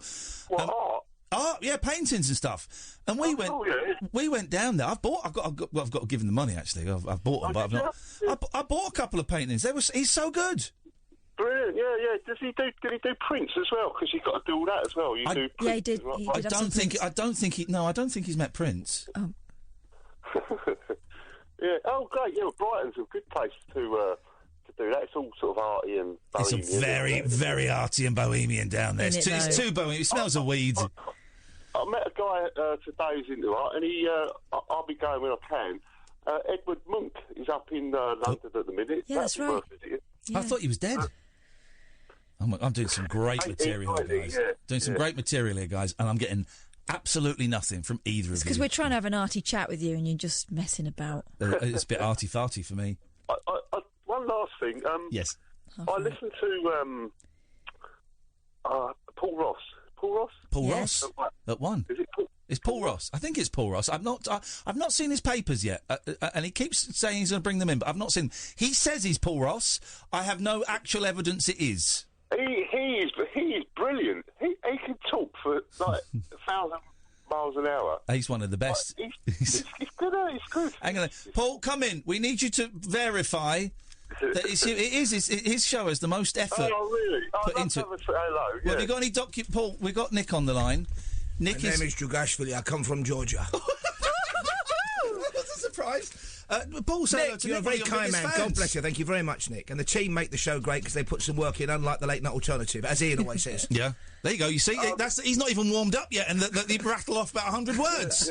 Yeah, the topics you cover are amazing. It's brilliant Well, stuff. The thing is, between you and me, what we have to do is we tend to go for academics who nobody else wants to speak to, who are in America, but the story's always fascinating, and they seem to be just pleased to share their work. We've got a couple of great guys on tonight, including a guy who's worked out the genetic origins, where the people came from, who built Stonehenge. Wow. He's taken DNA from bodies that were 6,000-7,000 years old, still viable, and it wasn't the ancient Britons at all. Great story coming up. There you go, you see, Nick. That's what you got coming up. Love it. Hey, listen, mate, give us a call maybe later in the week or next week and let us know how the exhibition's going. I will do, yeah, thank you. Good luck with that, Nick. Good luck. Best of luck, mate. He's got his first art exhibition going on. Oh, wonderful. Our mate Dan had his first art exhibition. So you get the more erudite callers. I tend not to take calls because I either get people that you've banned or I get people who may have had a sniff of the barmaid's apron or something even stronger. Oh, if you're up at sort of 2-3 in the morning phoning radio stations, then yes, your nose is going to be numb. Yeah. I mean, frozen noses. Although, the night callers are always very welcome to give us a call if they choose to, but we have got lots on the show tonight, which I'm looking forward to. How does someone work out the DNA of the people that built stuff? How do they even begin to do that? Well, but what they did basically was they looked at the first thing they started was this White Hawk woman from Sussex who's 6,500 years old, and Cheddar Gould, who's 7,000 years old. Stonehenge was built about 5,000 years old, and they then compared the DNA in those, which is still viable, with the DNA from people about 5,000 years ago. This is what Paul Ross does. We told a story about seeing a woman doing a poo on the street today. But I know which the listeners prefer. Well, it's all DNA.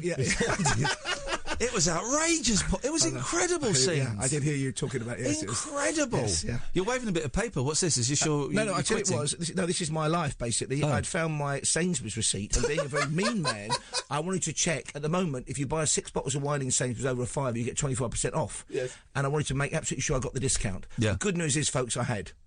I bought 6 bottles of decent wine. I got £9.25 off. How many bottles are left? And they're all in the boot of the car. Oh, right, I had to get dog food. It's all. I had to get dog food on the way in. I bought some sausage rolls. I bought a tuna and cucumber roll reduced from £2 to 45p. Gosh, that filled a gap. All right, listen, save the dull stuff for you, mate. All right, this is the fun. I was thinking that my mum, when she used to go shopping, would after she paid at the till, would then move on and stand at the end of the till, and go through the thing, going, "Well, did we?" Well, and then she'd go back going, "I'm really sorry, we didn't get the 3p off on this." Isn't that because she was spending her housekeeping? Do you have to account for everything? No, I do it, and you were talking earlier on about how people react when they see people vaguely on telly. Yeah. And I was in the Sainsbury's in Hayes when I lived over in West London, only about a year or so ago, and I'd paid £1.80 for my packaged beetroot, not 90p, it was meant to be half price. Ooh. And I queued and waited, and it's quite, I waited about 5 minutes. I said, "I'm really sorry, they've not," and she said to me, "But you're Jonathan Ross's brother." No. Yeah, and I said, "But 90p is always 90p. I only bought it because it was half price. I've got no shame when that comes to that. Then you shouldn't. A dime is always a dime. No, you shouldn't. For her to call that out is the... I think she felt a bit awkward. And she'd seen me in there before, and after that I got preferential treatment, and she once put back for me a half-price pizza in the ready meal aisle. You know, they do the discounted ready meals. Yeah. And they said, "Put one by for me." And I bought it even though I didn't want it because it was kind of chicken pizza. I don't like chicken pizzas, but I felt too socially awkward to say... Isn't it funny? Yeah. Well, we're very similar in ways like that. Katherine, have you got anything to round the show off with? Yeah. People have been putting stickers that look like phone chargers on walls in airports. Have you seen this? Yeah, I've seen this. Go on. Plane passengers who are in need of a phone charger have been left infuriated by this prank at Dublin Airport, but I've seen it elsewhere. A video posted on Twitter shows one tourist attempting to plug a phone charger into a pristine white socket on the wall. Genius. So, yeah, that's been going on. That's a thing. It's a wonderfully benign prank, isn't it? It is. It's lovely. I saw a picture of it. It looks authentic, doesn't it? Yeah. It's, the shade, it's like a photograph. So it's... A flash mob's still a thing.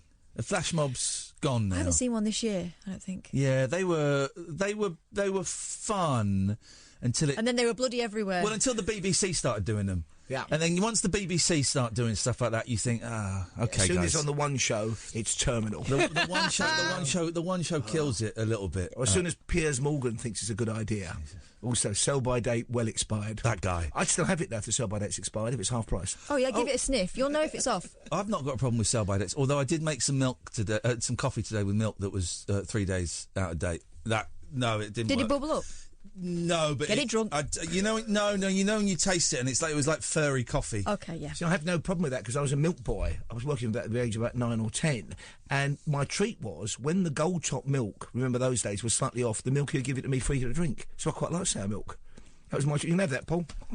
Glug down the sour gold. The old days, horrible. How kind of him, experimenting on a child. And I remember the day we got the news of the relief of Math King. That was a big day for us as well. The Boer War. Happy days. Right, that's it. We're done. Just time to say, by the way, podcasts are plenty bubbling under. There's going to be, I'm guessing, a Noel Sullivan podcast going up tonight. I must say he was a great guest. What a charming chap he sounded. Yeah, lovely. Taller than I was expecting. He's really tall, lad. Taller than you? Yeah, he was as tall as, I think, just a little, maybe an inch under. Was he a body double for Chewbacca? It was something like that. But I'm fascinated with pop stars when they just go on the... I forgot to ask him about David Cassidy, because they did a thing with David Cassidy. Again, we will. I'm fascinated by pop careers when they just go on the turn, when it just starts to go downwards and sour and stuff, and the fact that they were powerless for the whole thing, completely, at the behest of ITV. Kim Marsh jumped ship, and Kim Marsh jumped ship, and I got the vibe he's not spoken to her since. He said off air, but then they took the control back, and instead of telling their manager they'd had enough, they phoned up the Sun and said we're splitting, and they took control back. I mean, a messy, juvenile way of doing it because they were 20, still kids, but fascinating, and a nice guy that. Pure and simple. Could have been dead. Could have been a junkie. Could have been an alkie. And he's wobbled a little bit, but he's all right. I really felt for him. Yeah. And I'm glad he made it through. Yeah, what a lovely bloke. Nice. Anyway, that'll be a podcast. But what other guests have we had recently? Will Storr. Who else did we have? Didn't we have someone else? Maybe I'm imagining. Are you not present during this show sometimes? Honestly, I don't. As soon as the show is done, really, I don't remember it. I do not remember. Kath the next day will say, "Oh, we had an email about that call from Tony." I go, that's probably a healthy thing. That means you're more in the moment. Oh yeah, I can't. Kate Robbins. Kate Robbins. Oh. That was it. Megastar. For goodness sakes, that was it. You don't remember because we didn't say very much to her. Do you remember? We just wound her up and watched her go. She was great. We went out for a drink. Let her do it. Anyway, podcasts are plenty, dear listener. You can get them from Acast. You can get them from iTunes. You can get them from your usual podcast provider. If you like, if you subscribe, if you share, all of those things are really, really helpful, and they kind of help, the show continue and grow and all of that stuff. Thank you, Katherine. It's fine. My job. Wow. Contractually obliged to be here, so don't thank me. All the warmth. It's outrageous, isn't it? Although, may I just add, 6 tasty sausage rolls, the third off in Sainsbury's I at the love a moment. sausage roll. Look in the ready meal aisle. Okay, well, that's... Plus a third off cheese and onion slices. This is outrageous. Oh, yes, now you're talking. Guys, you're probably both breaking Ofcom regulations. Other supermarkets are available. Exactly. You think you are George Galloway or something, for crying out loud. Thank you very much, Amy.